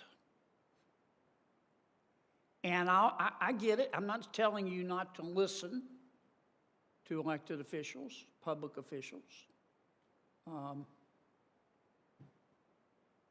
I get it. I mean, I can only speak for the Senate. We have some very smart people in the Senate. They have strong opinions and strong personalities. We've got a few senators that, to paraphrase Dave Barry, think they ought to make a Hamilton-style musical about their lives. I get all that. But you've got to remain independent. The dollar, and political fads come and go, but the dollar doesn't. I hope not. The dollar underpins the entire world economy. Politicize it at your own risk. Let me shift gears. Question. Professor Keynes, about whom I know you know more than I do, but Professor Keynes has seen a resurgence in the last few decades in his number of followers. And of course, we both know, Professor Keynes said, one way to get out of a recession is to have the government spend money it doesn't have, to deficit spend, to stimulate the economy. But Professor Keynes said something else that the media doesn't usually quote. He also said, when you get out of the recession, pay the damn money back, didn't he? Didn't he say that? Yeah, I was gonna add that. What he said was it's okay to do deficit spending, but you should be doing surplus, in good times to sort of keep it. Yeah. Now, behind me is a chart of our public debt going all the way back to, I think, 1990. You don't have to be Euclid to see that the direction is up. And it's been up under Republican administrations, and it's been up under Democratic administrations. It's been up under Democratic and Republican Senates and houses. It's up. So here's my question to you. At what point, how much is too much? At what point in your judgment are we going to hit the point where you have to say, no, that's it. We can't do any more. It's hurting the world. It's hurting our country. So we don't know when that is. And as the world's reserve currency, demand for our paper is very strong. If you had shown that and then asked somebody 15 years ago to predict what interest rates would be, they wouldn't be predicting that the 10-year would be at 175. No. Right? So there'd been a lot of demand. But they would have predicted that the debt was going to go up. They would have looked at that picture and said, well, you must be experiencing difficulty borrowing, but we're not at all. So no, we're on an unsustainable path. Debt is not at an unsustainable level, but the path is unsustainable, meaning it's growing faster than the economy, meaningfully faster than the economy. We have to address that over time. We will address it over time. And the better way to do it is soon and to do it in good times. Start when the economy is strong and the taxes are rolling in. And that's since we don't do fiscal policy, but I will say that the sustainability of the debt is something we need to get back to and focus on again. Good luck, Mr. Chairman. Thank you, sir. Senator Van Hollen of Maryland is recognized. Thank you, Mr. Chairman. Welcome, Mr. Chairman. We all recognize we've got continuing economic challenges, but I think it's important to look at some critical areas where we're much better off today than the Fed predicted we would be at this time just a little while ago. We've seen a record increase of 6.4 million jobs in our economy in 2021.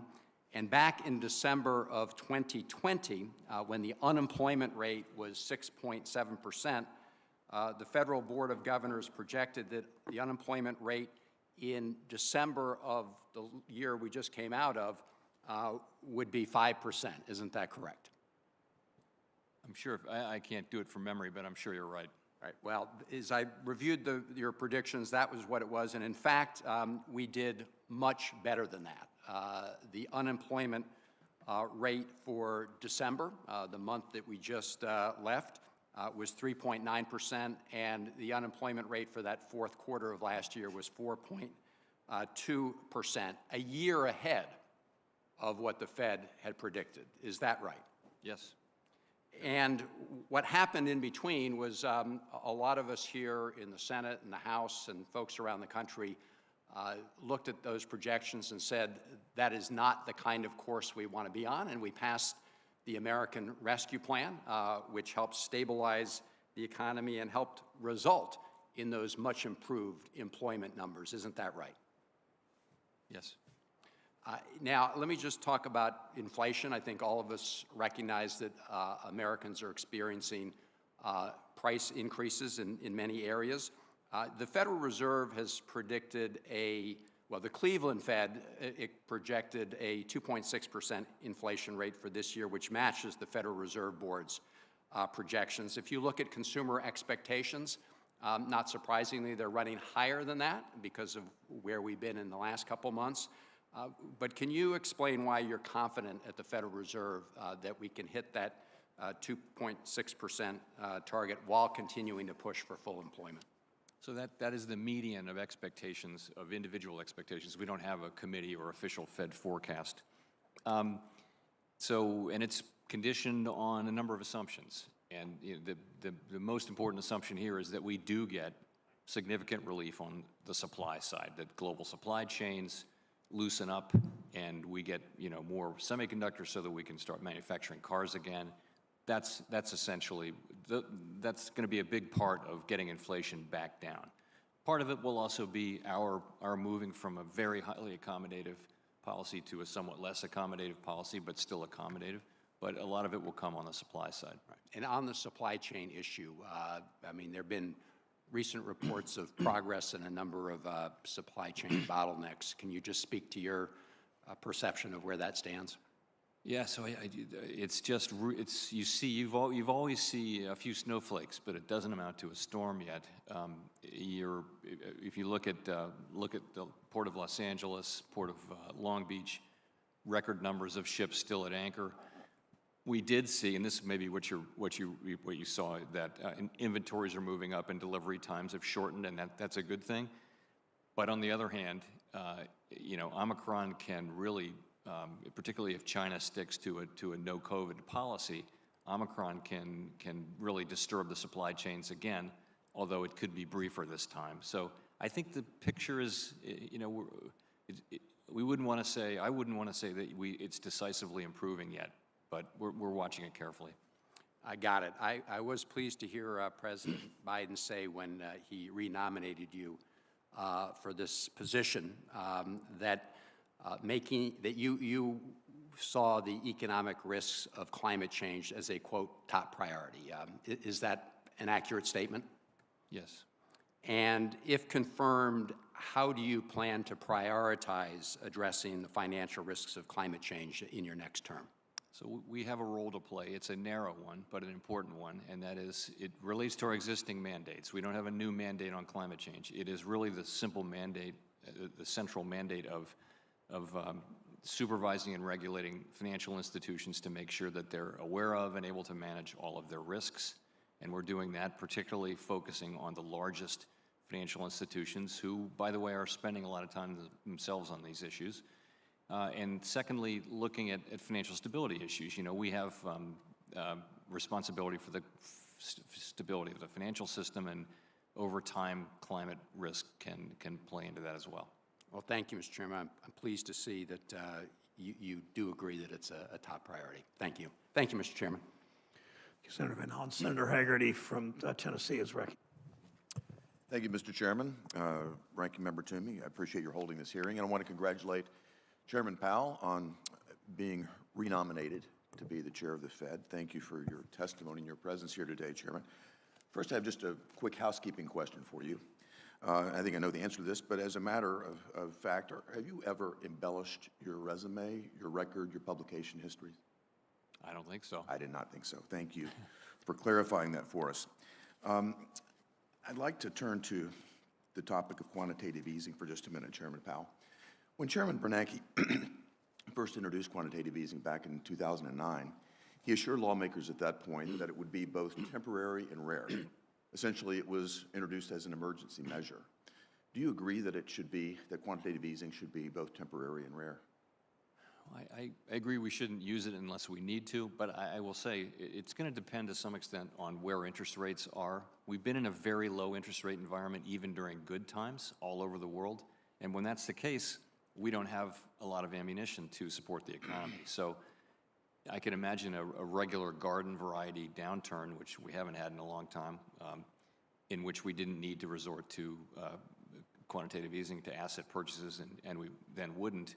But in a world where you've only got a couple hundred basis points to cut, you may need to do that, because what that gives you is the ability to move longer run rates down, not just at the short end.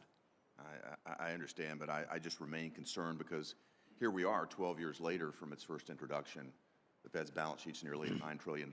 We're continuing to grow it, albeit at a slower pace. So it remains a real concern. You said earlier to Senator Shelby that you think the Fed could begin the process of normalizing its balance sheet later this year.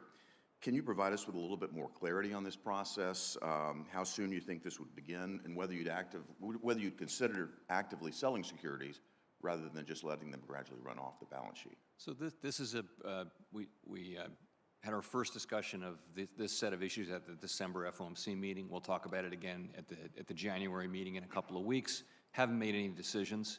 This time is going to bear some similarity to what we did last time, but it's going to be different too, and that's already clear in that we will have the ability to move sooner and to move a little faster than we did last time. So more clarity is coming, soon on that, but I don't want to get ahead of the committee. In terms of selling assets, we haven't made any decisions on that. We didn't do that last time. We never ruled it out either. So it's just something we'll be looking at. The balance sheet's a whole lot bigger this time, and also the duration is shorter. So it's a different, and the economy is much stronger. So it's a very different situation. So I'd like to come to a question of governance, if I might. While you've been nominated to remain chairman of the Fed, the Biden administration's 3 proposed appointees would, together with the nominee for vice chairman, who we will hear from this Thursday, constitute a majority of the Federal Reserve Board. Looking recently at the 5-member board at the FDIC and what happened there. There at the FDIC, a 5-member board overturned 88 years of tradition and independence with Biden political appointees led by CFPB Director Rohit Chopra forcing out the FDIC chairman before her 5-year term was up, strictly for partisan reasons. This incident causes me to worry that an activist bloc at the Federal Reserve Board could sideline you. They could exert their authority while excluding the full FOMC membership. So my question for you, Mr. Chairman, is the Fed vulnerable to similar unfortunate, politically motivated hijacking of an organization like we just witnessed at the FDIC, and what could this committee do to prevent it? First, and you'll know that I don't have any comment at all on the recent events at the FDIC. So at the Fed, monetary policy is conducted by the Federal Open Market Committee, which includes the 12 Reserve Bank presidents, and in total there are as many as 12 voters. Yeah. So we'll always have a balance of governors and Reserve Bank presidents. Regulatory policy is really the business of the Board of Governors, and there are as many as 7 governors and a majority is 4. We do have a history at the Fed of working collaboratively and coming together and getting consensus on issues, and I would hope that certainly is my intention, that is my nature, and I will work hard to make sure that things stay that way. And as a member of this committee, I'll work hard to support you in that, to maintain that posture as well. Thank you, Mr. Chairman. Thank you.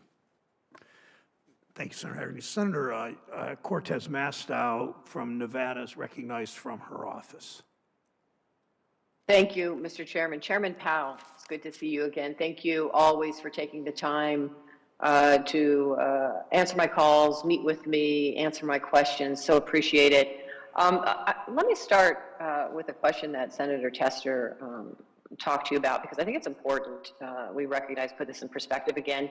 He asked you about comments about what the economy was like pre-pandemic, during the pandemic, and then after. And you actually said something I think was important, that we are still in a pandemic.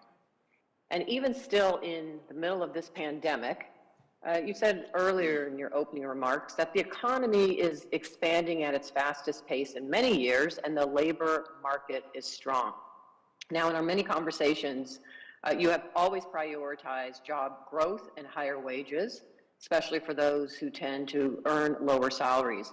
And you have consistently said that the best thing any one of us can do to increase employment, raise wages, improve our supply chains, and reduce inflation is to get vaccinated, to wear masks, and follow the medical guidance to prevent the spread of COVID-19. Do you still believe that reducing COVID-19 infections will have the greatest impact on inflation, supply chains, employment participation, and wages?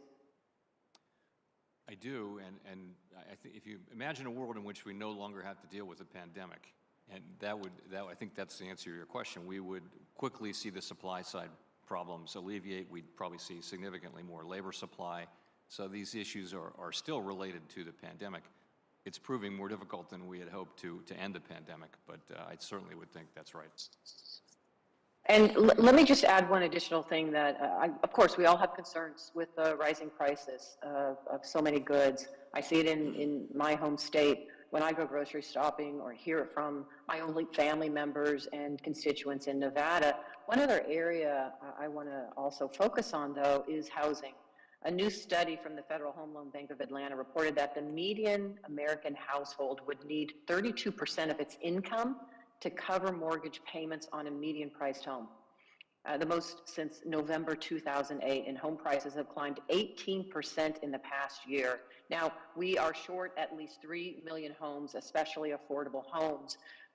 So, Chairman Powell, do you think increasing the supply of housing, in essence, building more homes, would also have an effect on the inflationary prices that we're seeing right now in the housing market? Yes, and that's outside of what we can do, but clearly the housing market's extremely tight. It was tight before the pandemic, and it's remarkably tight now, and supply is quite limited. Thank you. Let me jump to another topic, which is ethics for the board of directors. I think we're all disappointed that Vice Chair Clarita did not disclose his active trading in late February 2020. You and I have had this conversation. Can you describe the changes you've made to improve the ethics guidelines and training at the Federal Reserve? Yes, I'd be glad to. So we've really made a complete change in the way we govern purchases and sales of securities by covered people, which includes all of the policymakers and senior staffers. No one can any longer buy individual stocks. In addition, if you want to sell something so people will be owning mutual funds mainly, as I already do. When you want to sell something, it has to be outside of blackout, as always, but you've got to give 45 days notice, and you make that decision. You've got to clear that trade with that sale with a central body. We don't really have, because of our federated nature, we don't have a group in the center that applies these rules consistently and clearly across the whole system. We will have that now at the Board of Governors. So you'll go and you'll say, I want to sell X amount of this mutual fund. 45 days later, that trade will take place, whether things change or not. So there will be no ability to time the market and really no appearance of the kind of appearance issues that we've had. I think the old system was in place for decades on end, and then suddenly it was revealed as insufficient. And so we do take the need to protect our credibility with the public very seriously, and I think our new system is easily the toughest in government and the toughest I've seen anywhere. Thank you, Chairman Powell. Mr. Chairman, thank you.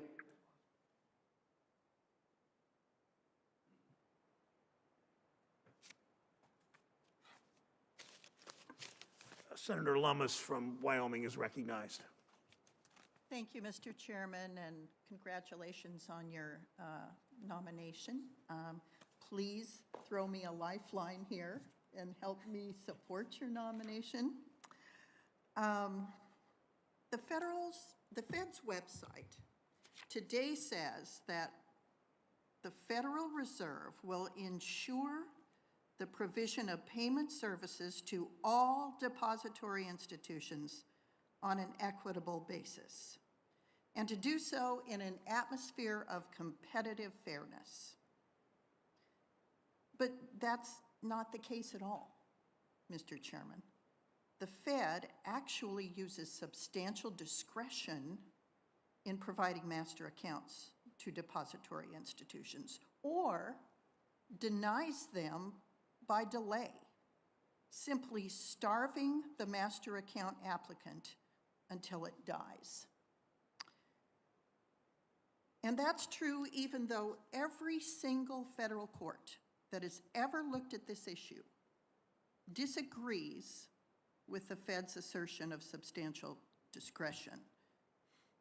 The Greater Buffalo Press and Jet Courier Services cases in the Second and Sixth Circuits found that the Federal Reserve services were, quote, available to all banks. The Fourth Corner Credit Union case in the 10th Circuit from 2017 said the same thing. The Federal Reserve Act says that a depository institution is any institution eligible for deposit insurance. The FDIC says, in General Counsel Opinion 8867, that an entity is a depository institution if it is creating deposit liabilities out of customer assets and is characterized by state law as a bank. As you know, Chairman Powell, I'm terribly concerned about the manner in which Wyoming's special purpose depository institutions are being treated by the Federal Reserve. We've discussed this. What is your reaction to this? So, as we discussed, there are novel charters, and the SPDIs are one of them, and we want to be really careful because they're hugely precedential. They're very important from a precedential standpoint.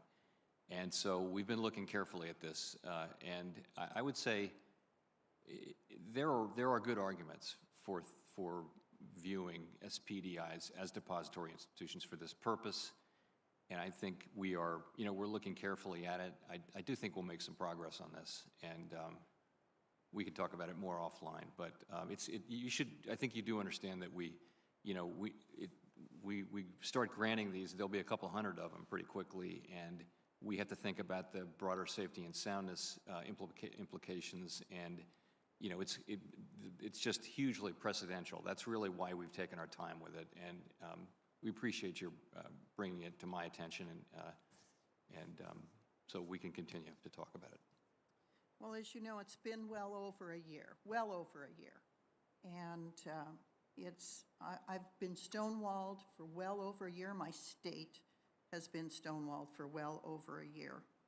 You know, you mentioned in your testimony today that we can begin to see that the post-pandemic economy is likely to be different in some respects. My job is to represent Wyoming's best interests and to ensure the Fed is preparing itself for the post-pandemic economy and to promote responsible innovation, as you mentioned in your statement. You know, I asked your staff for an update on the SPDI charter last week, and I've yet to receive a response. And as we discussed in December, I believed I would receive a response by today. So my disappointment is profound. My frustration is profound. And for now, I'll just leave it at that. But I will say thank you for your dialogue with Senator Kennedy and Senator Hagerty today. I thought those were encouraging dialogues. And once again, Chairman Powell, throw me a lifeline. I yield back. Thanks, Gentlewoman. Senator Smith of Minnesota is recognized. Thank you, Chair Brown and Ranking Member Toomey, and welcome to the committee again. Chair Powell, it was, as always, it was good to talk with you yesterday, and I want to just say, Mr. Chair, that I think that together, Chair Powell and Lael Brainerd would make a great team at the Fed, and I think you're a strong combination. So, Mr. Chair Powell, I'd like to ask you about where we are with employment and how this relates to the decisions that the Fed is making. Last week, the Bureau of Labor Statistics released job numbers from December, as you know well, and thanks to the American Rescue Plan, and I would also say the hard work and grit and innovation of Americans, the unemployment rate has dropped to just 3.9%, which is really a remarkable and historic recovery from the beginning of the pandemic. I'd note that in my home state of Minnesota, in November, the unemployment rate was even lower. This is really an incredible accomplishment. And you and I have discussed this before, how it is useful to unbundle, though, these aggregate numbers so that we understand a little bit more about what's happening. We understand that it's a more complicated story. For example, amongst black workers, the unemployment rate remains stubbornly high at 7.1%, more than twice what it is for white workers. So, Chair Powell, could you tell us, how should the Fed consider factors like this as you evaluate economic strength and whether the economy has reached full employment? The factors, what I'm referring to is unbundling these aggregate numbers so we understand more deeply what impact, where we are with the different sectors of our economy. Sure. So we do look at a wide range of indicators to determine whether labor market conditions broadly are consistent with maximum employment. It's not a single number like inflation can be.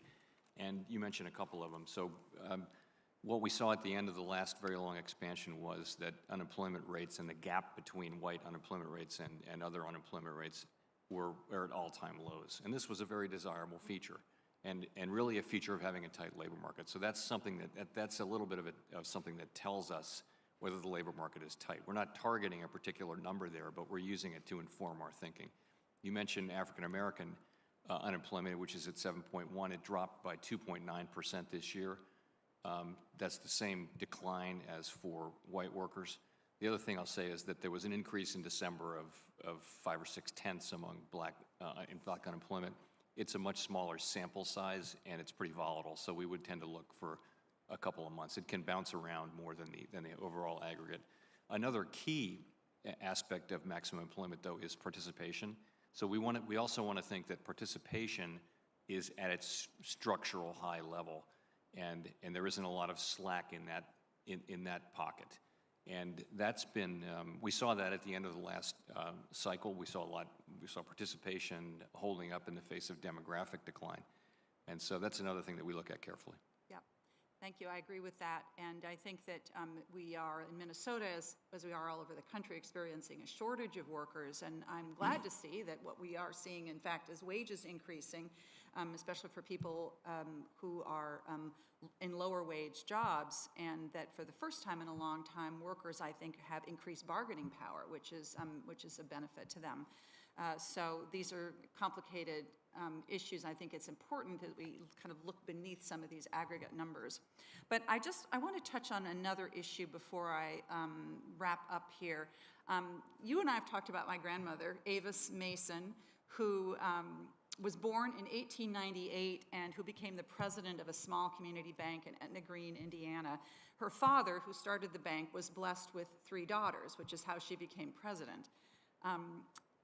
Like so many banks around the country and over the years, her bank was ultimately sold to a larger bank and became part of the story of increased consolidation in the financial sector. And this pattern has repeated itself for decades in Minnesota and all across the country.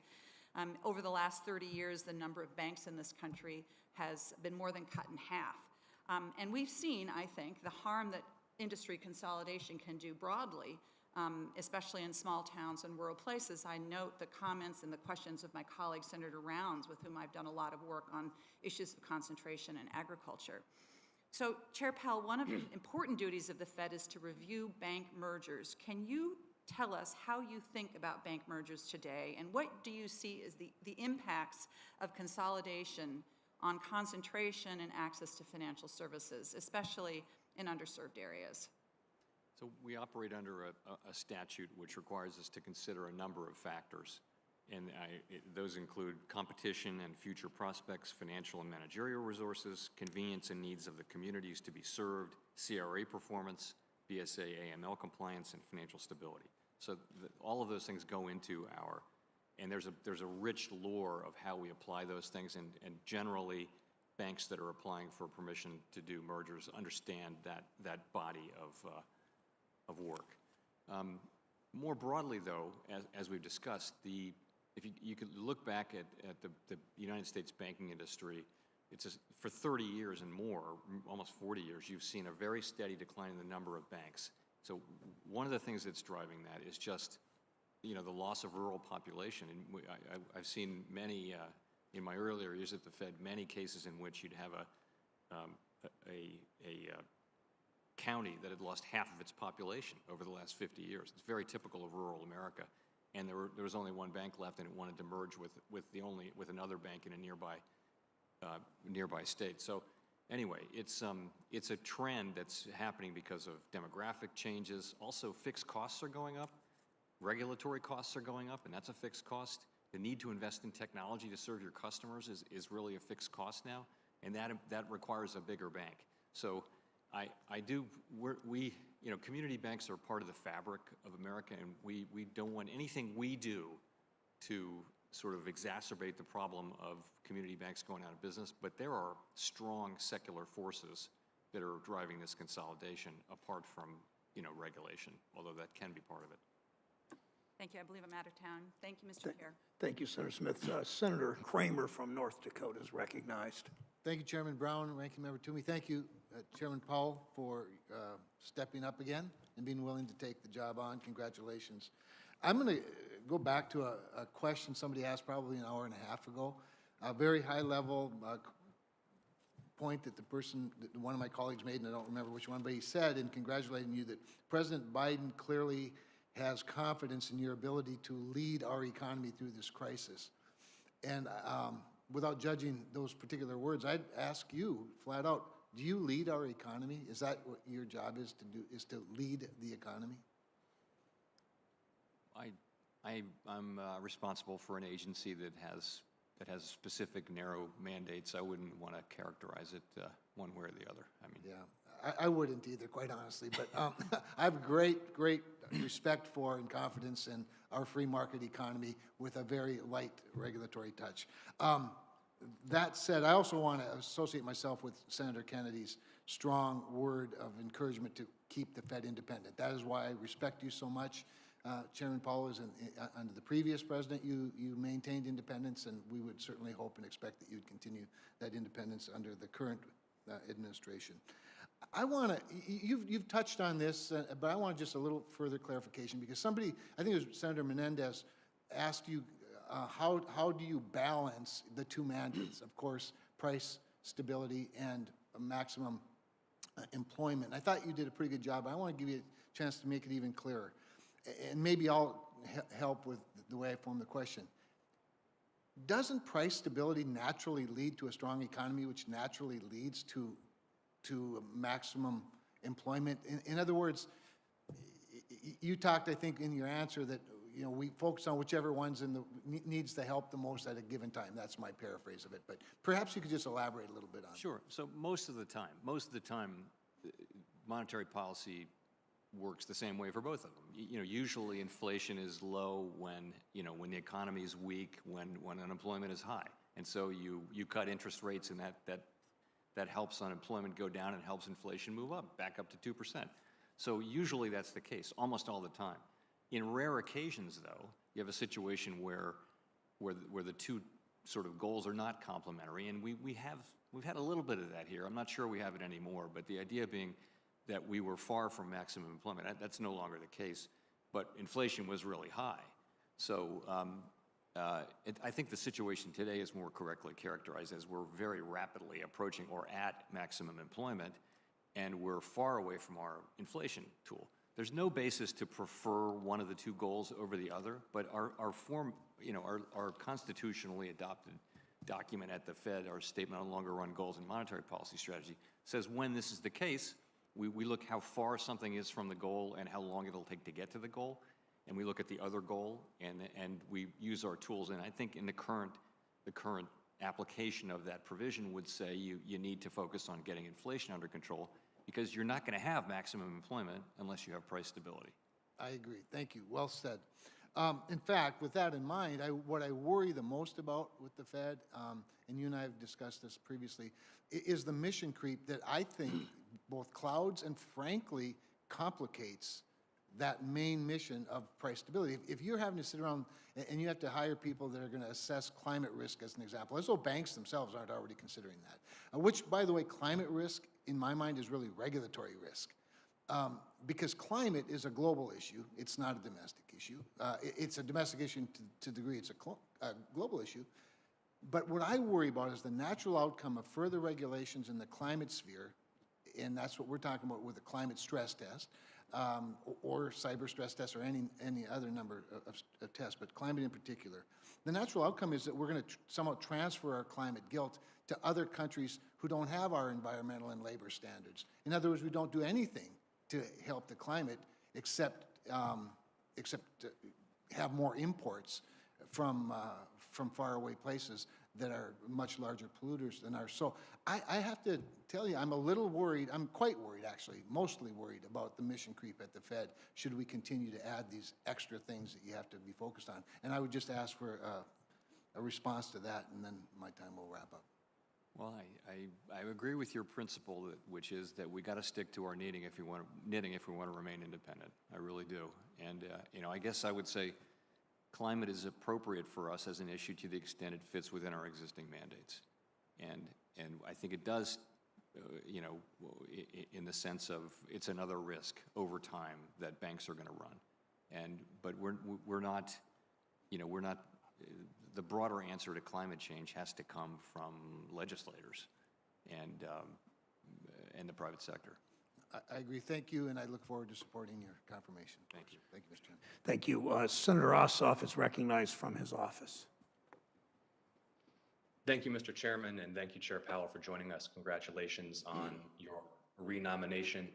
Chair Powell, are you prepared, if necessary, to act with agility, flexibility, and speed if inflation risk to the upside manifests in the coming months and quarters?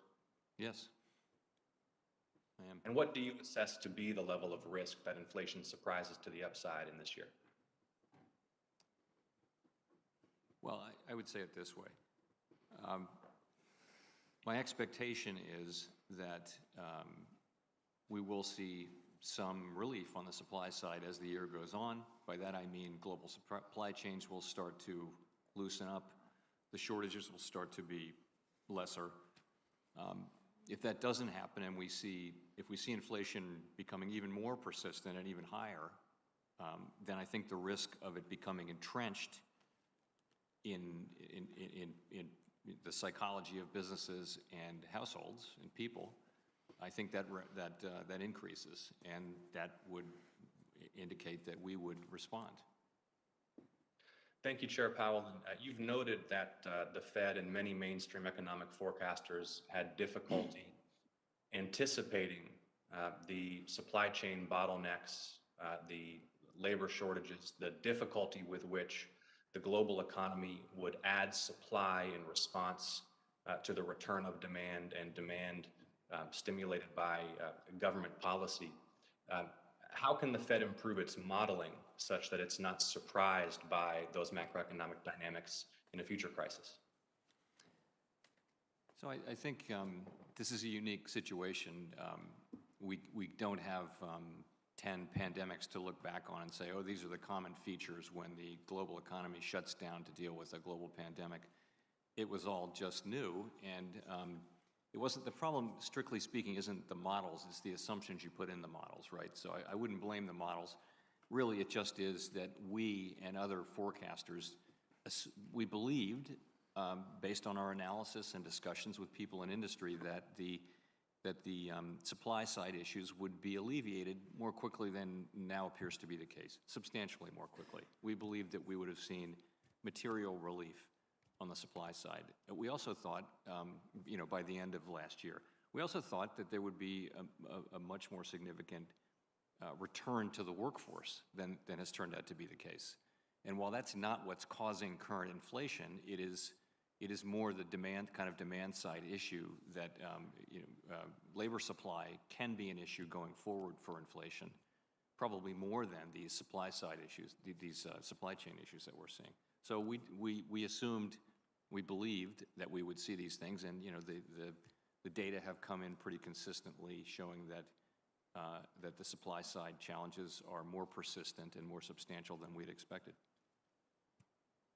Thank you, Chair Powell. I want to discuss with you institutional integrity, public confidence in institutions, ethics among those who hold high office and have privileged access to information. I'm an advocate for banning stock trading by members of Congress who make policy, who have access to information and economic forecasting, and banning stock trading by their spouses. And I will be introducing legislation this week intending to make that the law with penalties for members of Congress who violate those new rules. We had this week the resignation of another senior Fed official related to controversy about their stock trading. How widespread is the practice of stock trading, management of one's own portfolio at senior levels in the Fed? Do you agree that it undermines public confidence in the institution? Will you work with this committee to advance legislation? I know the chairman has proposed some to end that practice, and will you comply with any lawful requests or commands for records or information by this or other congressional committees to examine those trades and their propriety? Well, to the latter, of course, we will do that. But so I would just point out, we have immediately upon the emergence of these facts, we began to devise a brand new system of governing investment by principals and senior staff associated with the FOMC. That process is very far along. It's nearing completion. We've already announced the contours of it, and it effectively ends any ability to actively trade on the part of any senior Fed official, either FOMC member or senior staff. You can't purchase any equities. If you bring equities to the, to the Fed, ownership of equities to the Fed, of course they can't be in banks or anything like that, but you can sell them. But if you want to sell or buy anything, you have to give 45 days notice, and it's non-discretionary. Once you say you're going to do that, then those securities will be bought or sold in 45 days. So there's no ability to time the market. In addition, we're going to have a group at the Board of Governors here in Washington that's pre-clearing trades, all trades, and is in a position to apply the rules consistently across the system. And I really think this is the strongest system I've seen in place certainly for a government agency. And I think it really does address the current, it rises to the current situation. I completely agree that the public's faith that we are working to their benefit is absolutely critical. Thank you, Chair Powell. Will you provide the outlines of that proposal to this committee as soon as possible? We've already announced it, and we're very much at the point of being ready to adopt it. But of course, we'd be delighted to share that. I'm looking forward to seeing the details. It is vital that the public understand that those in positions of power are not trading based upon access to information that the general public does not have. Thank you, Chair Powell, for your testimony today. I yield back, Mr. Chairman. Senator Daines from Montana is recognized. Chairman, thank you. I want to start by expressing my continued concerns my colleagues have had with inflation we're seeing in the economy. The last time you were here before the committee, real wages were down. Well, they're still down as we sit here today. 1.9% over the course of 2021, to be more precise, and I believe it's a direct result of this inflation that we are seeing. CPI inflation grew by 6.8% year over year in November. Tomorrow morning, we're going to get the CPI reading for December. I think we all know it's not going to be good news for hardworking Montanans, hardworking Americans who are seeing their wages eaten away month after month by inflation. Economists are projecting that CPI inflation will rise about 0.5% on a month-to-month basis in December, which will leave CPI inflation up at 7.1% in 2021. This would be the biggest annual increase in 40 years and is well above the Federal Reserve's 2% target.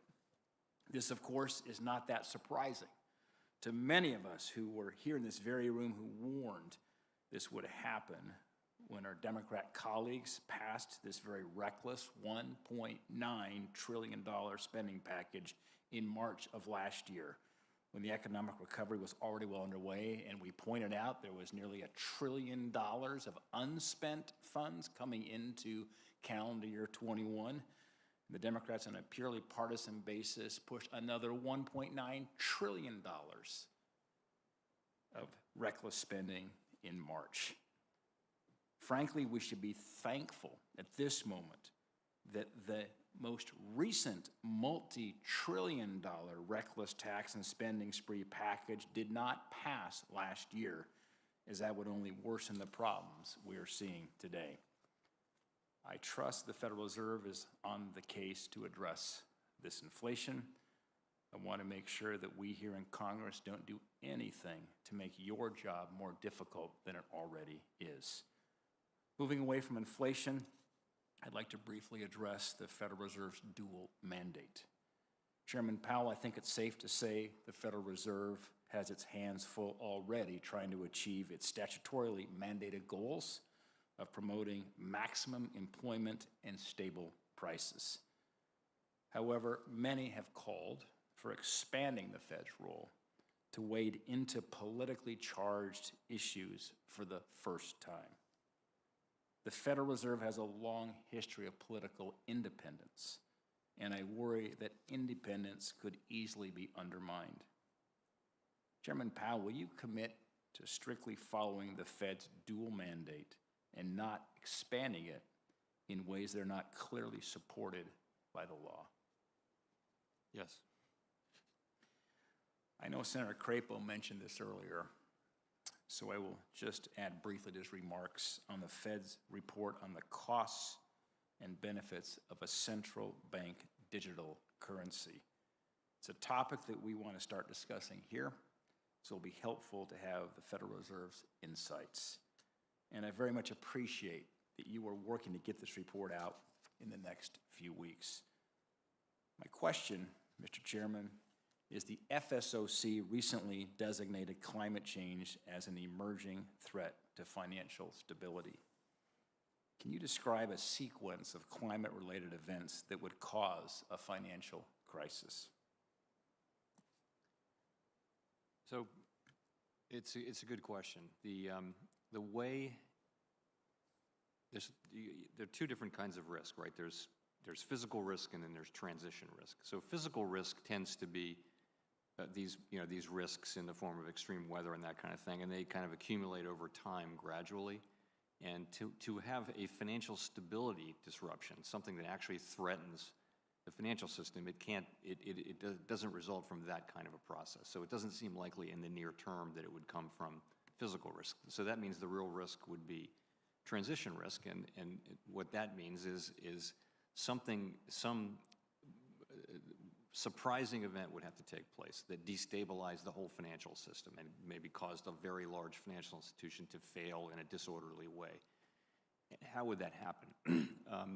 It conceivably could happen through government policy, or it could come through an event, some kind of a public event that really, not unlike the pandemic, only related to climate in some way. So those are the kinds of things.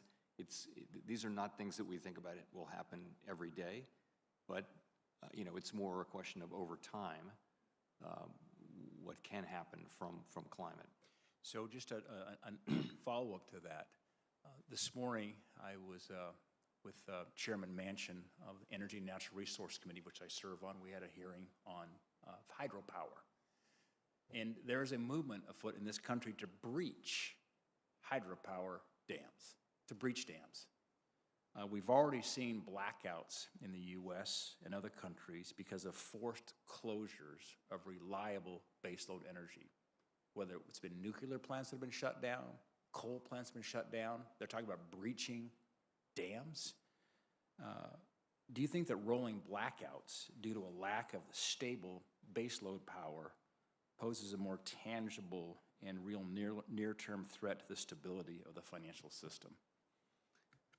I have to think about that. I will say that to have a successful, if you're someone who wants to see a transition away from carbon-based energy, we're going to need a lot of energy to facilitate that transition, and I think that means we need to be honest about having to rely on more traditional kinds of power.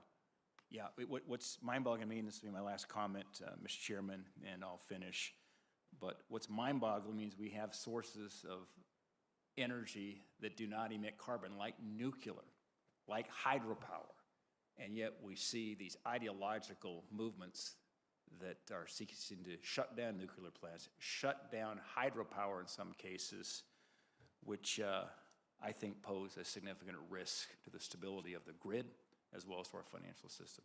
Mr. Chairman, thank you. Thanks, Senator Daines. Senator Toomey is recognized for one last round of questioning, and then I will finish up. Thank you. Thank you, Mr. Chairman. Well, I want to start by just underscoring a point that Senator Daines just made, which I think is extremely important, and we really, I don't think we made it until he made that point, which is that every month that goes by in which inflation in the form of consumer prices is growing faster than wages are gaining is a month in which workers are falling behind. There have been some comment about wage gains. I think we'd all like to see wage gains, but wage gains that are more than wiped out by price increases do not leave a family better off. And so it is not a contradiction. It is not somehow contrary to the interest of a working family to get price stability. In fact, it's necessary for the well-being of the working families of Pennsylvania and America that we bring about price stability. Mr. Chairman, two quick questions for you. One regarding a central bank digital currency. Some have advocated, as you know, that that a central bank digital dollar be used and developed in such a fashion that individual Americans have retail accounts with the Fed, and the Fed becomes the retail banker for America. It seems to me that there is absolutely nothing in the history, the experience, the expertise, the capabilities of the Fed that lend the Fed to being a retail bank. Is that a fair observation? I would say it is, yes. Thank you. A second, I know we're going to get our report soon, and I'm very much looking forward to this, as you and I have discussed. But I wonder if you could respond to this. If Congress were to authorize and the Fed were to pursue a central bank digital dollar, is there anything about that ought to preclude a well-regulated, privately issued stable coins from coexisting with a central bank digital dollar? No, not at all. Right. Thank you very much. Thank you, Mr. Chairman. Thank you, Senator Toomey. Chair Powell, the recent, you've responded 3 times, I believe, to this issue, but I wanted to try to get a little more specificity from Senator Cortez Masto, Senator Ossoff, Senator Warren. The recent revelations about the vice chair's financial transactions before the Fed announced its extraordinary support of the economy in 2020 are pretty troubling, as you and I have talked and you've responded to here. After the initial fallout from Fed officials making stock trades, you announced stricter trading rules at the Fed. That was, I believe, in October. Those rules have still not been written, to my knowledge. We've not seen them, if they have been written, so they certainly obviously haven't been implemented. When will these rules, when will we see them, and when will they be put in place? Imminently. We've tried to take care and write them correctly. They're complex. We have to hire people. We've got to build systems, and we've got to write rules. So we've been hard at work at that since October. We're ready to move ahead with that, and I would think it's in the very near future. Okay, we're watching. I have a bill with several of my colleagues. Senator Warnock, Senator Ossoff mentioned it. His bill and our bill complement and do some of the same things. The importance of banning conflicting trading at the Fed. We should move also with our colleagues too. So that's a next step in this. I want to, before closing, address one issue that came up today. You've said banks were well capitalized during the pandemic. They had one of their most profitable years ever. But the largest banks still are spending it on stock buybacks and bigger dividends while still demanding relief for policy measures because of the volume of the deposits they're taking in. Government help can be necessary, but they don't need government help now. They should scale back. They could and should and can scale back their stock buybacks. Banks could use that capital to increase lending to small businesses, mom and pop manufacturers. We've seen manufacturing wages, which used to be the highest wages in our economy particularly for sort of moderate income people. We've seen that slide back in part because mom and pop manufacturers critical to the supply chain are not always getting the access to capital they should. We should use that capital to increase lending, to invest in communities instead of enriching their executives while pushing to weaken resiliency of our banking system. The Fed needs to strengthen, not weaken capital requirements. It's a job of our banking system to support the real economy, not executive stock portfolios. That's what this comes down to. Everything the Fed does needs to support the economy so that it works for all Americans, workers, small businesses, their communities. That's the Fed. You must lead. If confirmed, I plan to support your confirmation. I'm counting on this, as most of us in the Senate are. So, Chair Powell, thank you for being here today. Thank you for providing testimony. Senators who wish to submit questions for the hearing record, those questions are due at the close of business on Friday, the 14th of January. To the nominees, we'd like to have your responses by Wednesday, January 19th. Thank you again for your testimony today. The Committee on Banking, Housing, Urban Affairs is adjourned. Thank you. Thank you.